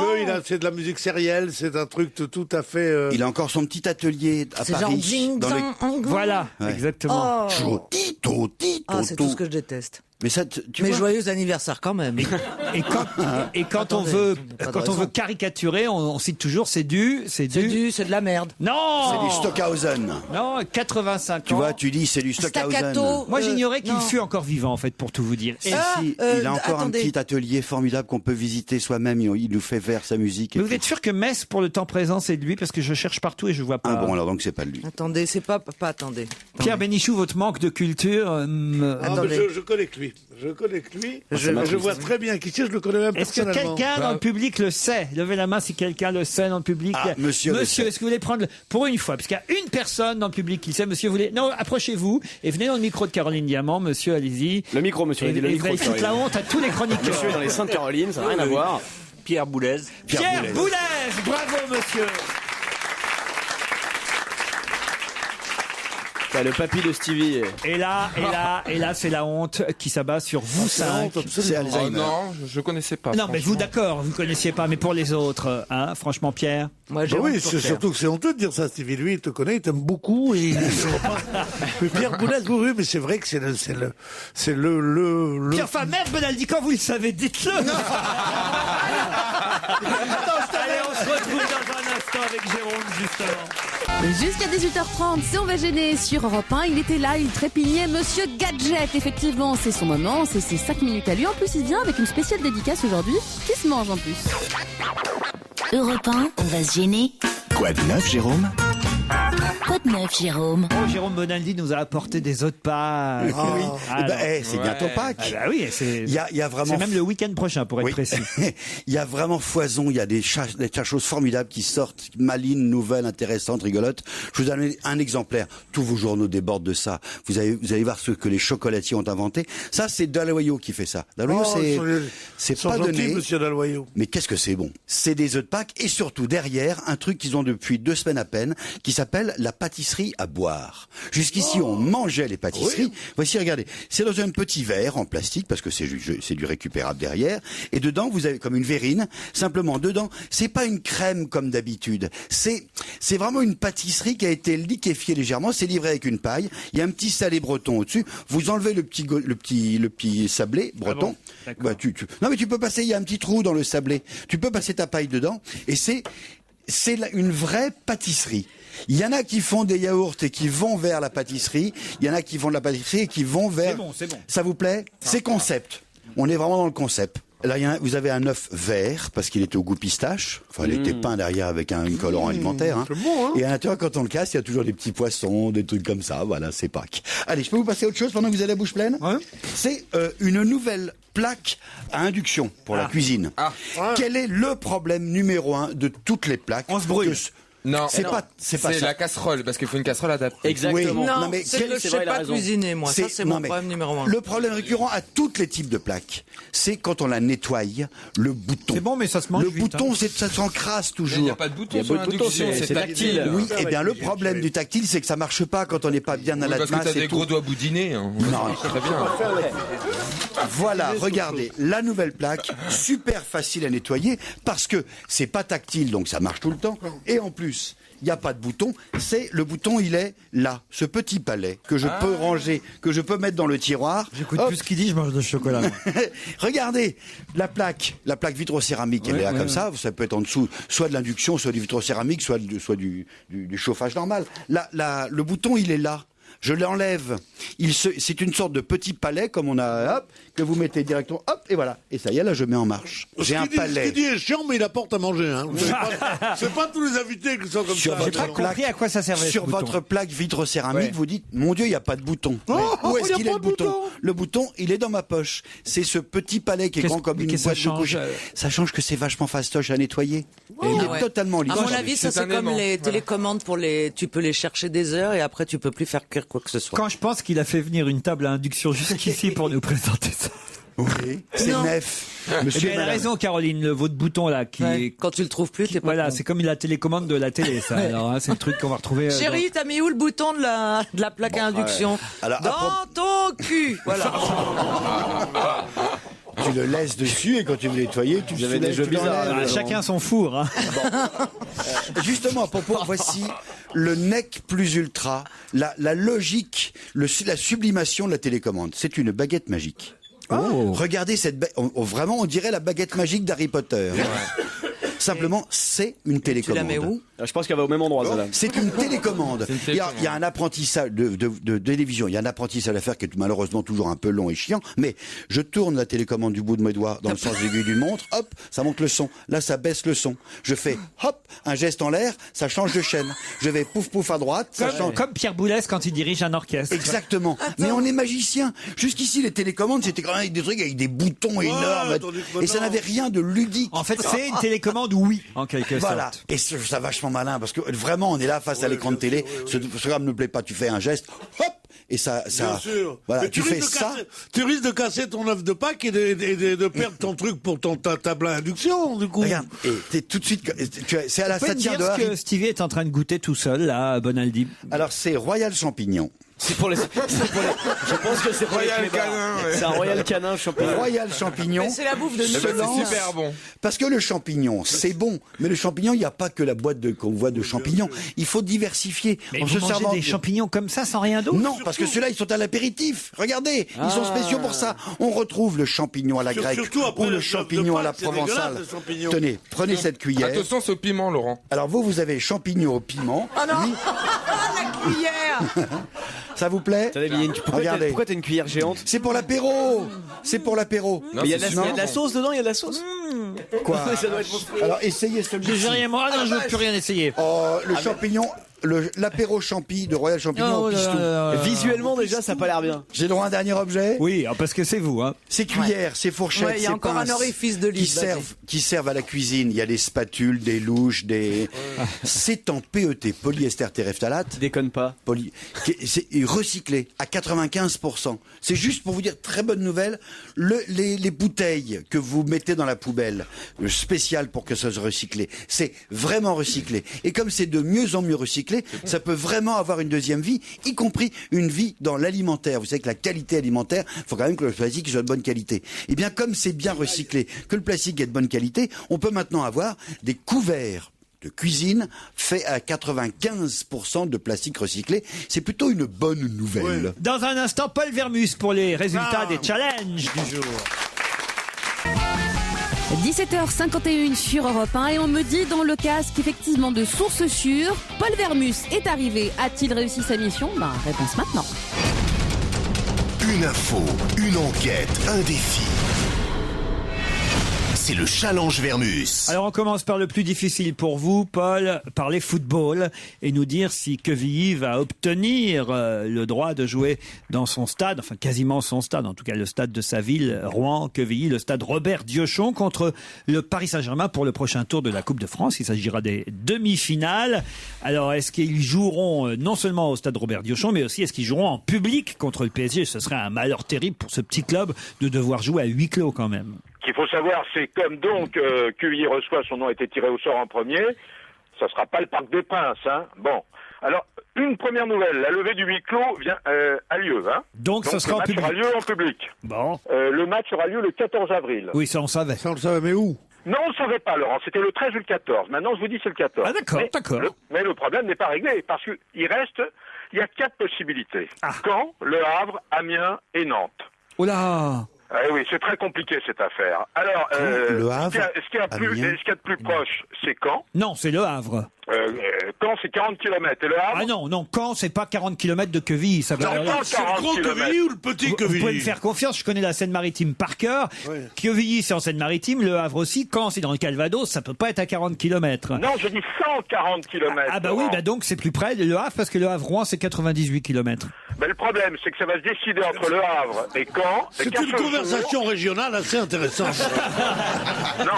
Et qu'à ce jour, c'est pas décidé. Bon, donc ce sera Caen ou le Havre. Ce serait mieux le Havre alors pour Quevilly. Il me semble que oui. Enfin bon, écoutez, le match va être intéressant parce que pour une fois qu'on a des amateurs qui jouent comme des pros et des pros qui jouent comme des amateurs, ça on ne peut pas le rater. Ça c'est pas mal, Paul. Ça c'est pas mal. Vous n'y connaissez rien, mais c'est bien vu quand même. Merci. Alors on passe à Loana. Des nouvelles après cette deuxième tentative de suicide. Stevie est inquiet. Bon. D'abord, aujourd'hui, elle va bien, elle est dans son appartement, elle a repris son traitement contre la dépression. Et pourquoi il y a eu cette troisième tentative de suicide? Ah, troisième? Je croyais que c'était la deuxième seulement. Non, c'est la troisième. Oula. Donc, elle avait avalé un demi-tube de somnifères, tout simplement parce qu'elle avait arrêté son traitement antidépresseur. Bon, alors l'origine de... Pourquoi l'a-t-elle arrêté? Il y a une dizaine de jours, il y avait un garçon dans sa vie et c'est un petit chagrin d'amour. Elle a envoyé un SMS à sa mère en disant ça va plus, la vie m'intéresse pas, etc. Du coup, sa mère a alerté immédiatement son manager et on l'a retrouvée inanimée. Bon, une chance, le SAMU est arrivé. Et elle a passé 24 heures à l'hôpital Cochin. Mais ce qu'il y a d'étonnant quand même dans cette affaire, je dis que c'est étonnant, la veille, elle était au VIP room avec Massimo Gargia. Ah oui, mais ça c'est un truc... Ça explique tout, ça. Ça, je vais te dire. Faut pas faire des trucs moi-même, je ne sais pas comment je réagirais. Il y a un lien de cause à effet. Personne ne survivre à ça. Elle était très en forme. Hein. Alors aujourd'hui, elle est chez elle. Elle va sortir dans un mois son nouvel album. Et il y a un retour à la télé-réalité. Oui. C'est-à-dire que des caméras, normalement, vont la suivre 24 heures sur 24 pour une nouvelle émission de télévision. Ils la suivent depuis l'été dernier. Et vous ne faites que confirmer ce que je suis en train de vous dire. Hein. Je ne fais que préciser, mon cher Paul. Oui. Le gala de l'Union des artistes ce soir, Paul, alors... Qui fait quoi? Qui est magicien? Qui est dompteur? Qui est cascadeur? Qui est clown? Pour ce gala de l'Union qui reprend après de longues années de disparition. C'est tout de même le 49e gala, hein. Vous vous rendez compte, hein. Alors bon, à la mise en scène, Christophe Baratier, hein, le réalisateur de Choriste. Ça, c'était pas ma question. Un spectacle qui sera très musical, hein. Ah. Bon, maintenant on y va pour les noms, parce que je n'ai pas tous les noms, parce qu'il y a quand même du top secret, hein. Ah oui. Alors, Bernard Lavillier en dresseur de tigres. Bernard Lavillier dresse des tigres. C'est bien, vous savez, il est très musclore, Bernard Lavillier. Ah oui, c'est hein. vrai, c'est pas mal. Hein. Alors, vous avez Arthur et Gérard Jugnot dans un numéro de magie, ça, c'est pas trop étonnant. Alors, hein. attendez, Arthur Jugnot et Gérard Jugnot, ou Arthur l'animateur et Gérard Jugnot? Arthur Jugnot et Gérard Jugnot. Eh bien, dites-le. Normalement, Renan Luce et Lou Doyon dans un numéro de dompteur d'éléphants. Renan Luce qui dompte des éléphants. Cécile Cassel en voltigeur équestre. Ah, ça, c'est-à-dire, oui. C'est dur, ça. Sur des chevaux. C'est pas facile. Hein. Bah, vous savez, de toute façon, le cirque, c'est pas facile. Et vous parlez à un connaisseur et un expert. Hein. Franck Dubosc et Antoine Duléry en clown. Ah, ça leur va plutôt bien, à Dubosc et à le Duléry. violoniste Renaud Capuçon. Vous savez qui c'est, Renaud Capuçon? C'est le compagnon de Laurence Ferrari. Oui, ce serait quand même plus intelligent de dire c'est un immense violoniste. C'est ce que j'ai dit, moi. Vous manquez Capuçon. Bon, il va faire un numéro d'assiette chinoise. C'est pas vrai. Ouais. Ah, c'est des trucs là qui tournent et puis il faut toujours qu'il y en ait qu'elle tourne et puis qu'il n'y en ait pas une qui tombe, c'est ça? Voilà. C'est un peu ce que fait Laurence Ferrari aux 20h tous les soirs. Il y en a qui tombent. Annie Dupéret, Jacques Perrin, normalement, devrait être le monsieur et madame Loyal du spectacle. Hein. Autre chose? Alors non, sinon, il y aura normalement dans le spectacle, mais là, il y a un grand mystère, Sophia Essaidi, Dupontel, Charles Berling et Jennifer. Ah, mais Jennifer, elle va faire quoi? Ah ben voilà, ça c'est mystère et top secret, on peut pas tout vous dire, hein. Il faut aller ce soir, c'est 50 € la place et 45 si vous êtes chômeur. Ah bah ça va, ils ont fait un bon tarif pour les chômeurs. Non, je vous signale quand même, Laurent. Oui. Les fonds sont versés à l'Union sociale du spectacle, c'est-à-dire les artistes en difficulté. Il y en a beaucoup des artistes en difficulté. Et ce sera Moi-même, je suis en difficulté. Ce sera retransmis sur France 2, c'est ça? Oui, absolument, au courant avril. Bon, allez, on termine avec Jennifer Aniston. Bon, alors déjà, première chose, est-ce que c'est un coup de pub ou est-ce que c'est une love affaire entre Gerard Butler, l'acteur écossais, le héros de Chasseurs de primes, et Jennifer Aniston, c'est l'ancienne héroïne de Friends. C'était ma question, Paul. Je voulais savoir si, comme le disent les journaux, enfin, ils prétendent que sur le tournage, les deux comédiens ont commencé à fricoter. Je voulais savoir si vraiment ils étaient ensemble ou si, ou c'est de la promo pour le film. Non, je veux dire que ça fricote quand même. Hein. Ah oui. Je veux dire pourquoi ça fricote. Déjà, je vous avais laissé entendre qu'ils avaient des suites communicantes au Bristol, que je connais bien. Bon, j'étais interrogé les frères Fayola. Les frères Fayola, vous savez, ils sont 6, c'est tous des frères de la même famille, et Ostreza. Les frères, c'est souvent de la même famille. Oui, je sais.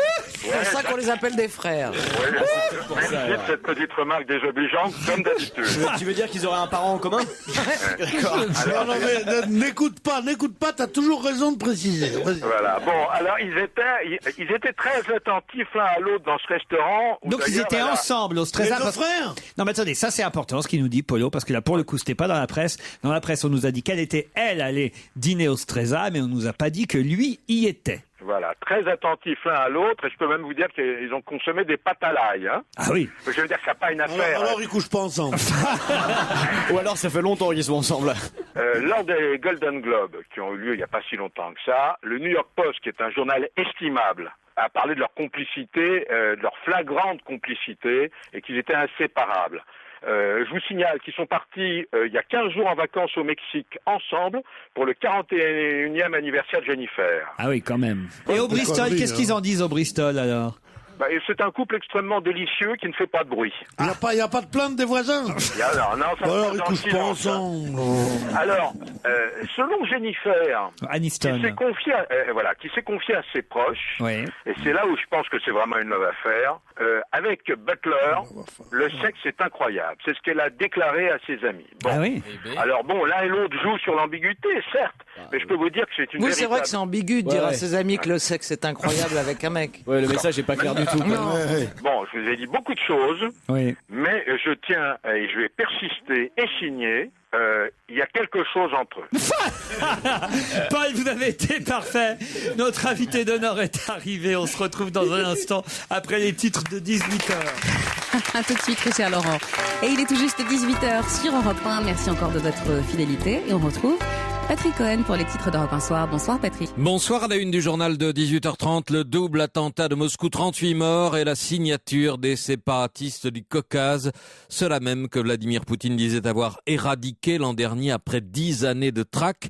Nous irons dans la capitale russe en état de choc. On entendra un témoignage et Didier François nous donnera des éléments d'explication sur cette résurgence du terrorisme tchétchène. En France, la fondation Nicolas Hulot claque la porte du Grenelle de l'environnement. Elle ne participera plus au groupe de travail encore en cours au ministère, et cela dans un souci de respect vis-à-vis des 700 000 citoyens qui ont signé le pacte écologique lors de la présidentielle de 2007 et qui comprenait le principe d'une taxe carbone. Premier résultat des régionales en Italie, Silvio Berlusconi s'en sort mieux que prévu d'après les instituts de sondage, mais dans un contexte de faible participation, les médias italiens parlent d'une abstention à la française. À suivre encore dans le journal les débuts de la visite américaine de Nicolas Sarkozy, allocution tout à l'heure devant les étudiants de Columbia à New York.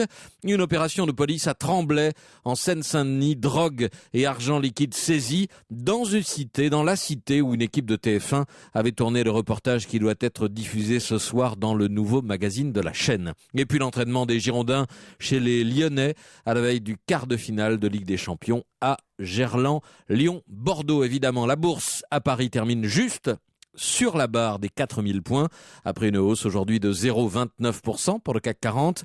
À 18h50, invité d'Europe 1 Soir, le député Nouveau Centre du Loir-et-Cher, Nicolas Perruchot, le Nouveau Centre qui boude la réunion en ce moment des parlementaires UMP à la Maison de la Chimie autour de François Fillon. À tout à l'heure, donc 18h30. D'ici là, c'est Laurent Ruquier qui vous tient compagnie. On va se gêner. Europe 1, on va se gêner. Un invité caché dans une loge.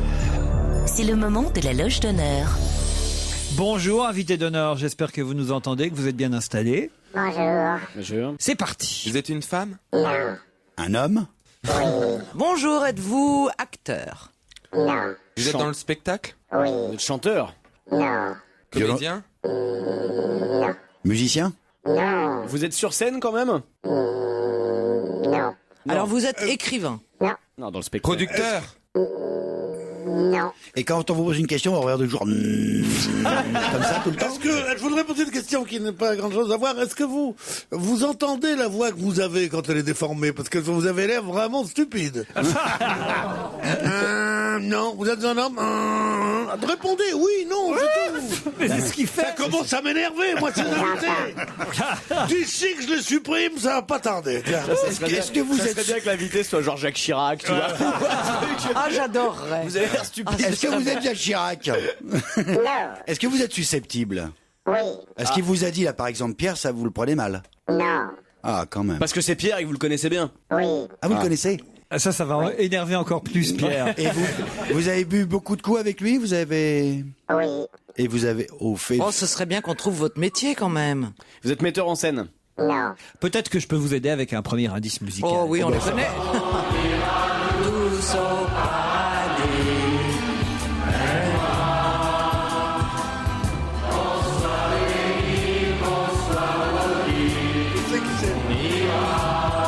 Moi aussi. Pour une fois. Les saints et les assassins, les femmes du monde et puis les putains, on ira tous au paradis.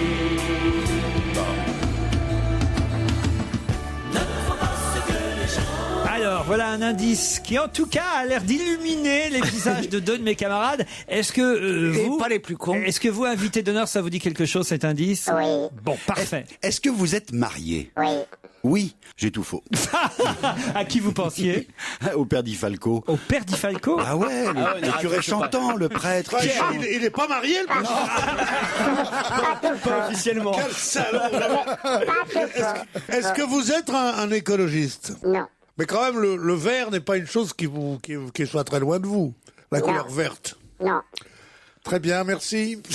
À qui vous pensiez, Pierre? Je pense à un jeune académicien. Non. Alors j'ai tout faux. Bonsoir. Vous pensiez à Jean-Loup Dabadi? Oui. Évidemment, ce n'est pas Jean-Loup Dabadi. On ira tous au paradis, je pensais que c'était lui. Est-ce que vous êtes compositeur? Non. Vous êtes auteur de chansons? Non. Ah, on ira tous au paradis. Jésus. C'est Jésus. Jésus is alive. Est-ce Mais que vous êtes en avance, c'est dimanche normalement. Est-ce que vous avez un rapport avec Michel Polnareff? Non. Ah, mais Avec ça le le fait rire. Avec le paradis. Est-ce que comme lui vous avez montré vos fesses? Non. Est-ce que vous avez un rapport avec... Attendez, Michel Polnareff, non. Avec... J'ai un deuxième indice, si vous voulez. Oh bah ça, oui, Allez. attends. Ils sont tellement efficaces.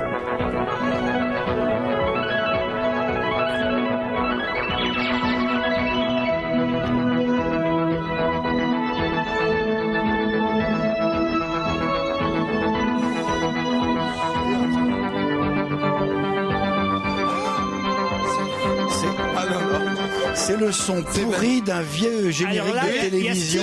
Stevie dont le visage s'est illuminé. C'est pas le générique de la clinique de la forêt noire? Est-ce qu'on vous a vu dans la clinique de la forêt noire?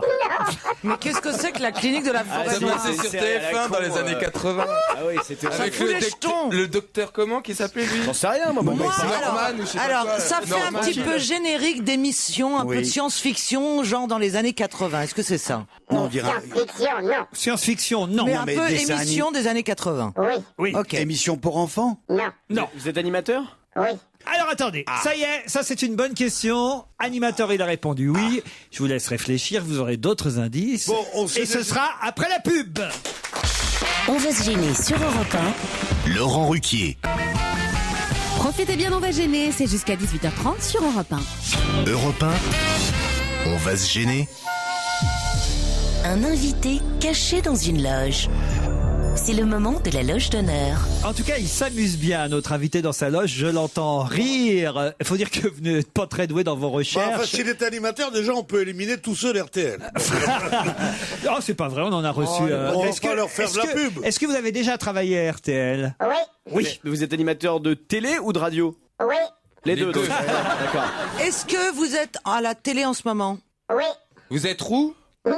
Pourquoi? À qui vous pensiez? Christophe Ondelat. Christophe Ondelat. Est-ce que vous m'avez remplacé dans une pige mensuelle dans Profession Vendeur? Non. C'était qui? Laurent Broumède. Oh là là. Attendez. Vous êtes à la télé en ce moment. Là. Un troisième indice. Allez. Tintin. Ça, c'est Tintin. Ça, c'est Tintin, ça. C'est Tintin, ça? Oui, bah c'est le générique de Tintin. Je sais pas, je regardais pas Tintin. Oui, c'est Tintin. C'est bon, j'ai trouvé. Tintin, qui ressemble à Tintin? Ah,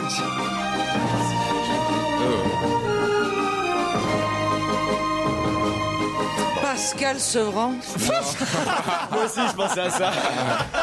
Non, c'est le mec de... Et puisque je vous dis qu'il est mort, On va quand même vérifier parce qu'on est sûr de rien. Est-ce que vous avez fait un doublage dans Tintin, le dessin animé? Non. Quel rapport entre vous et Tintin? Faut le chercher. c'est pas lui. Alors attends. C'est pas lui C'est qui la va voix vous de le dire. Tintin en France, non? Est-ce que Non. non. Ah, est-ce que vous avez commencé par être une voix off? Non. Est-ce que vous êtes belge? Non. Est-ce que vous animez une émission quotidienne à la télé? Non. Hebdomadaire? Non. Événementiel? Oui. Est-ce que vous pouvez me prêter 1000 euros? Oui, il a répondu oui.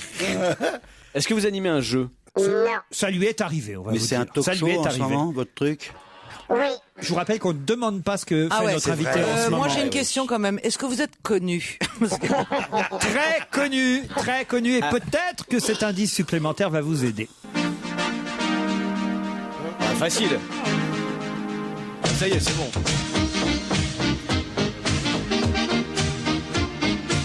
Attends, mais c'était quoi ça? C'est un vieux générique, ça? Bah ouais, mais Ah non, c'est culte ça. Champs-Élysées, nous. Champs-Élysées. Sacrée soirée. Non, vous les connaissez, vous connaissez pas ça? Mais si, Mais bah si, attends, on connaît que ça, mais j'en arrive pas à mettre Ah, mais... les points sur les i ou les Alors, doigts dans les attendez, trous. Jérémy a trouvé. Bah, vous avez fêté l'anniversaire de cette émission culte il y a quelques temps sur France 2. Quelle émission c'est? Le top 50. Ah, alors très bien. Est-ce que c'est le top 50? Oui. Oui. Jérémy. Donc est-ce que vous avez fêté l'anniversaire de cette émission culte, le top 50, il y a quelques mois sur France 2? Non. Est-ce que... Ah, attendez, à qui vous pensiez? Donc vous n'êtes pas Marc Toesca? Non. Alors, est-ce que vous avez une tare physique dans la vie qui, malgré ça, vous a permis de réussir? Oh, c'est malin. Ah, ça y est, il a peut-être trouvé. Et vous connaissez l'endroit où vous êtes là? Moins pareil que toi. J'ai trouvé. Ah bah allez-y maintenant, Bonaldi, alors. C'est papa? Philippe? Philippe Gildas? Philippe Gildas qui va nous rejoindre dans ce studio dans un instant. À l'occasion de la sortie de son autobiographie, Philippe Gildas qui publie « Quand on est petit breton avec de grandes oreilles, comment réussir à la télévision ?» Et on retrouve Laurent Ruquier pour la suite d'On va gêner. Son invité d'honneur aujourd'hui, le journaliste Philippe Gildas. Jusqu'à 18h30 sur Europe 1, Philippe Gildas qui publie chez Flammarion son autobiographie « Comment réussir à la télévision quand on est petit breton avec de grandes oreilles », un livre préfacé par Antoine Decaune. Et alors la tare physique, c'était laquelle pour vous? Grandes oreilles. Les grandes oreilles pour Je vous. croyais que c'était la petite taille, connard. Vous avez vu comme ils ont été lamentables, Philippe? On était nuls, hein. Et moi qui ai été producteur de Tintin, unique producteur de Tintin avant De quoi, du Spielberg. dessin animé? Oui. Ah oui? Alors, mais pourquoi nous irons tous au paradis? Parce que c'était avec Maryse, dans cette maison, on a fait la voix qui déclenchait la cata. Tu te souviens quand ils avaient loué, ils avaient acheté même une maison avec, ou loué, j'en sais rien, avec un cours de tennis et tout d'un coup les avions décollaient, c'était la fin de la grève. Et ben c'est nous qui annoncions c'est moi qui ai annoncé la fin de la grève. Dans le film. Voilà, Philippe Gildas participait. Oui, dans le film. Philippe Gildas participait au film Nous irons tous au paradis, anecdotiquement certes, mais c'était le premier indice et le premier indice est toujours un peu plus difficile. Ça vous a mis sur de mauvaises pistes évidemment. C'était le but, je dois dire. Alors le premier générique, deuxième indice.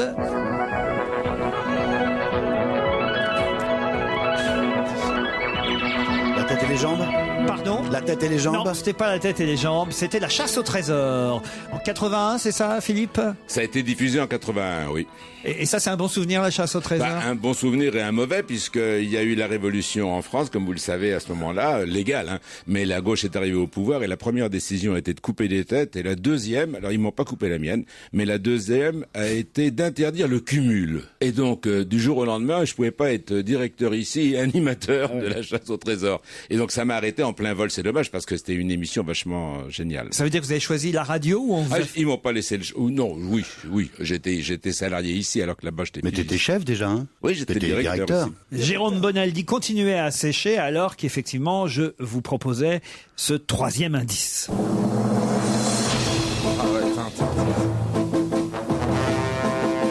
Alors vous nous l'avez l'avez dit, vous étiez le producteur de Tintin grâce à la société Ellipse. Oui. Elle n'est pas à moi, la société. Hein. C'est la filiale de Canal et on était à l'époque un des plus gros producteurs de dessins animés. On avait fait Babar avant. Tous ces moments et toutes ces périodes de votre vie, vous les évoquez et vous les racontez dans cet ouvrage publié chez Flammarion, Comment réussir à la télévision quand on est petit breton avec de grandes oreilles. Vous racontez d'ailleurs, hein, j'ai lu quelques interviews, que au départ vous n'aviez pas forcément envie d'écrire votre... Mais non, parce que je trouve que c'est de la cuisine. Ça nous intéresse, nous, professionnellement, et encore. Et puis finalement, je me suis rendu compte, grâce à Verlan, que j'étais peut-être capable de raconter des choses que j'avais oubliées moi, parce que j'ai jamais pris de notes, j'ai jamais gardé une photo de ma vie. Et Verlan avait accouché Gainsbourg de façon si géniale, parce qu'il se trouve que je connaissais bien Gainsbourg. Et c'était un taiseux tragique. Hein. Personne n'a jamais su. On savait qu'il était né Gainsbourg en Limousin, et puis c'est tout ce qu'on savait. Hein. Et puis ensuite piano bar, c'est tout. Et donc il m'a fait sortir plein de choses. Alors c'est vrai que je suis tellement bavard, enfin que t'appuies sur un bouton, ça déclenche instantanément 10 autres boutons. Et donc Gilles Verlan a recueilli vos propos et après vous les avez réécrits. Et c'est vrai que maintenant c'est marrant. Et c'est pas seulement l'histoire de Gildas, c'est l'histoire de la radio et de la télé. Oui, bien sûr. C'est un des piliers. Voilà, il y a Bellemare, Tchernia et Gildas aujourd'hui. Non, mais même si vous n'êtes pas tout à fait dans oui, sauf que moi, grâce à Bellemare par exemple, j'ai eu le pot de faire la tête et les jambes. Tout se tient en réalité dans cette histoire. Et ça, je m'en rendais pas compte du tout. C'est que à cause d'un gamin qui s'appelait Lescure et qui voulait que tout soit info, et donc si tout devenait info, y compris la musique, c'était contre Europe 1 à l'époque, hein. C'était sur RTL, c'était contre Europe 1. C'était faire non pas musique et news, mais musique dans les news. Et à partir de là, on a inventé le journaliste animateur. Ça paraît évident aujourd'hui, mais c'est la base des matinales. Hein. Alors à propos de musique justement, il y a eu cet indice, le top 50, qui a mis Michalak sur une fausse piste, puisqu'il était persuadé que vous étiez Marc Toesca, mais il se trouve que c'est vous qui avez été à l'initiative du top 50. Sauf que je suis pas comique moi dans l'histoire. Ils m'ont emmerdé, hein, il n'y a pas d'autre mot, j'en connais pas assez moi. Ils m'ont emmerdé, je me suis retrouvé un jour directeur ici, hein, après les têtes coupées là en 81, et donc dans la direction d'antenne, il y avait les programmes, il y avait l'info, les programmes et la musique. Et sur la musique, dès le premier jour, j'ai vu arriver Johnny Stark, qui s'occupait à l'époque de Mireille Mathieu, et qui m'a dit quand même, cette maison est pas gentille, qui ne passe jamais ma vedette, qui est quand même le numéro 1 des ventes. Je demande à mes copains qui disent, j'ai peut-être été numéro 1 des ventes, mais il y a au moins 15 ans de ça. On était déjà en 81. Le lendemain, il en est venu un autre, et dans la semaine, j'en ai eu 5. Qui avaient tous le numéro 1 des ventes. Et donc c'est comme ça que j'ai monté le top 50. Ça demandait un vrai classement officiel, des chiffres exacts pour le coup. Exact. En plus, ils ont voulu tous nous faire des procès. Il y a jamais eu une tentative. Mais le truc le plus vexant dans cette histoire, c'est que moi j'étais parti des instituts de sondage. Nielsen. Eh ben ils étaient pas capables du tout. Et j'ai été obligé d'aller chez Nielsen, c'est-à-dire demander le type qui savait compter les boîtes de petits pois dans un magasin. Et les disques, je suis désolé, c'est honteux, mais c'est comme ça. Les disques, c'est comme les boîtes de petits pois. Faut les compter à l'unité. C'est-à-dire qu'avant, sur chaque radio, pour les plus jeunes qui nous écoutent. C'était des hits. Voilà, faut comprendre, c'était des hits parades qui étaient plus ou moins magouillés par chaque directeur de programme de radio, qui mettait évidemment le chanteur qu'il avait envie en tête du hit parade. Celui avec qui on signait des contrats de promotion. Et que, à partir du moment où il y a eu le top 50, d'un seul coup, il y a des tas de chanteurs dont on a compris qu'ils étaient plus des vedettes et d'autres qu'ils en étaient. Marcia Baïla. Voilà, par exemple, les Rita Mitsuko. Ah oui. Philippe Gildas reste avec nous jusqu'à 18h30. On va continuer à évoquer sa carrière, son parcours, ce qu'il fait lui-même d'ailleurs dans ce livre, Comment réussir à la télévision quand on est petit, breton avec de grandes oreilles. C'est chez Flammarion. On va se gêner sur Europe 1. Laurent Ruquier. Philippe Gildas, notre invité Jérôme Bonaldi. Vous le saviez que c'était Philippe Gildas dès le départ? Non. Parce que si c'est le cas, là, même ça il le savait. Si c'est le cas, vous avez bien triché là pour le coup. Merci chef. Non, là pour la première fois, non, parce que Jérôme Bonaldi est un mauvais comédien comme jamais j'en ai eu dans cette équipe. C'est-à-dire qu'il essaie de mentir parfois pour nous faire croire qu'il n'a pas la réponse, et ça se voit tout de suite comme le nez au milieu, ou comme vos oreilles au milieu, sur le côté de votre visage. Mais c'est pas vrai. Mes oreilles au milieu de mon visage, c'est salaud.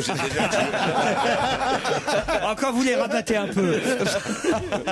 Philippe, il vous en veut pas trop, Cyril Hanouna, depuis depuis le qui veut gagner. On t'est gonflé. On était tous les deux. Depuis le qui veut gagner des millions de la semaine dernière. Non, mais attends, Qu'est-ce qui s'est passé?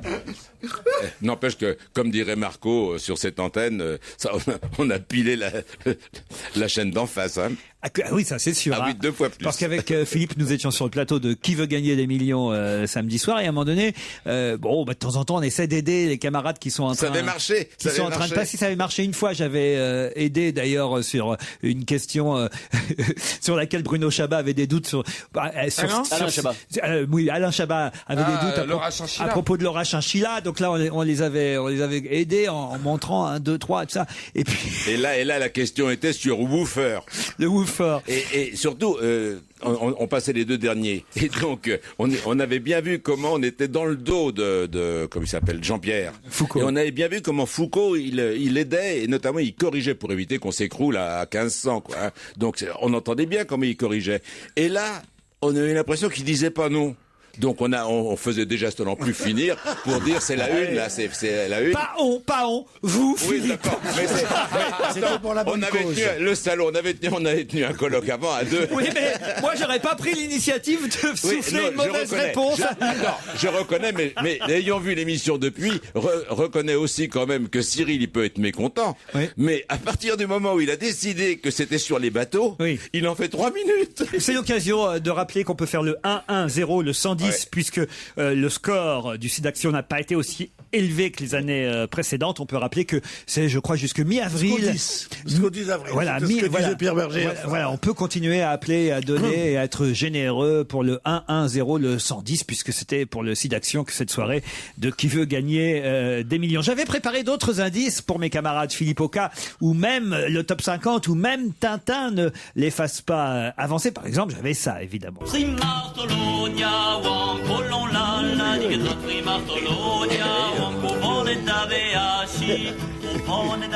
Vous êtes peut-être le plus célèbre breton du PAF avec Patrick Poivre d'Arvor, Philippe, non?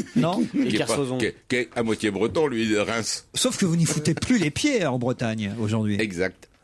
Ce week-end, là, j'y vais, tiens, justement, je le dis à tous les Bretons, là, je fais vraiment la tournée des librairies en Bretagne. Parce que alors, c'est pas pour ça que j'avais mis breton dans le titre. Mais alors là, ça marche dans toutes les FNAC et toutes les librairies. De Bretagne. Donc, je vais faire la Bretagne. Bon, alors, évidemment, alors là, la musique suivante, la Bonaldi n'aurait pas pu continuer à faire semblant.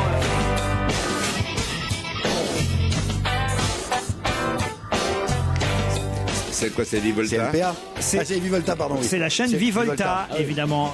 Elle existe toujours, la chaîne Vivolta. Non seulement elle existe, mais alors, si vous me permettez, en plus, j'ai bien fait de venir aujourd'hui.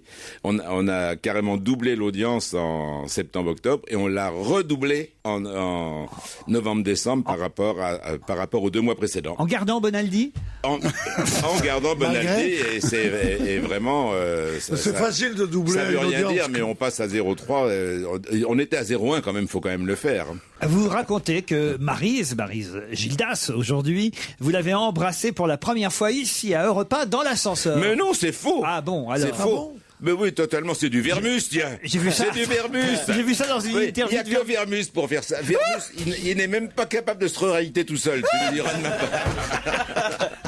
C'est chez elle. Plus, cette histoire, je l'ai jamais cachée, tout le monde la connaît. Oui. Oh, mais enfin, il est plus doué que vous, Vermus, finalement. Parce qu'il a raison, ça. C'est mieux pour un bouquin. Oui, mais il n'a pas embrassé Maryse.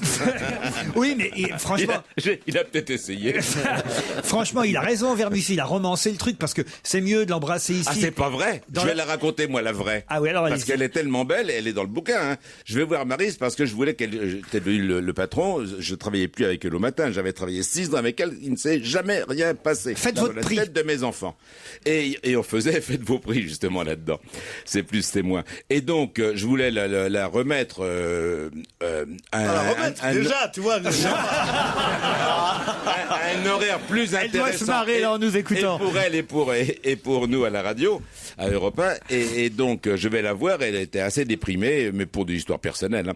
Et au moment où je la quitte, on avait parlé de n'importe quoi, mais pas du boulot. Et au moment où je la quitte, j'ouvre la porte de l'ascenseur chez elle. Ah. Et là, je l'ai embrassée sur la bouche en lui disant un jour je te ferai l'amour. T'es vache de donner des espoirs comme ça. Dans l'état où elle était, elle risquait rien. Non, mais c'est pour dire que c'était un coup de foudre. C'est un vrai coup de foudre. Mais Vermus n'avait pas tout faux, il y avait un ascenseur dans l'affaire. Mais oui, mais pourquoi il change la marque aussi pendant qu'il Alors que Laurent et moi, la première fois, c'était dans l'ascenseur Europe 1. Fallait bien, autrement vous pouviez pas appuyer sur le bouton 3. J'avais juste besoin d'aide. Philippe Gildas, comment réussir à la télévision quand on est petit, breton avec de grandes oreilles? Effectivement, il a raison, Bonaldi, c'est pas seulement l'histoire de Gildas, c'est l'histoire du PAF qu'on peut lire à travers ce bouquin publié chez Flammarion, préfacé par Antoine Decaune. Merci Philippe Gildas. Merci à vous. Et merci à vous, Richard Laurent Ruquier. Rendez-vous demain 16h sur Europe 1.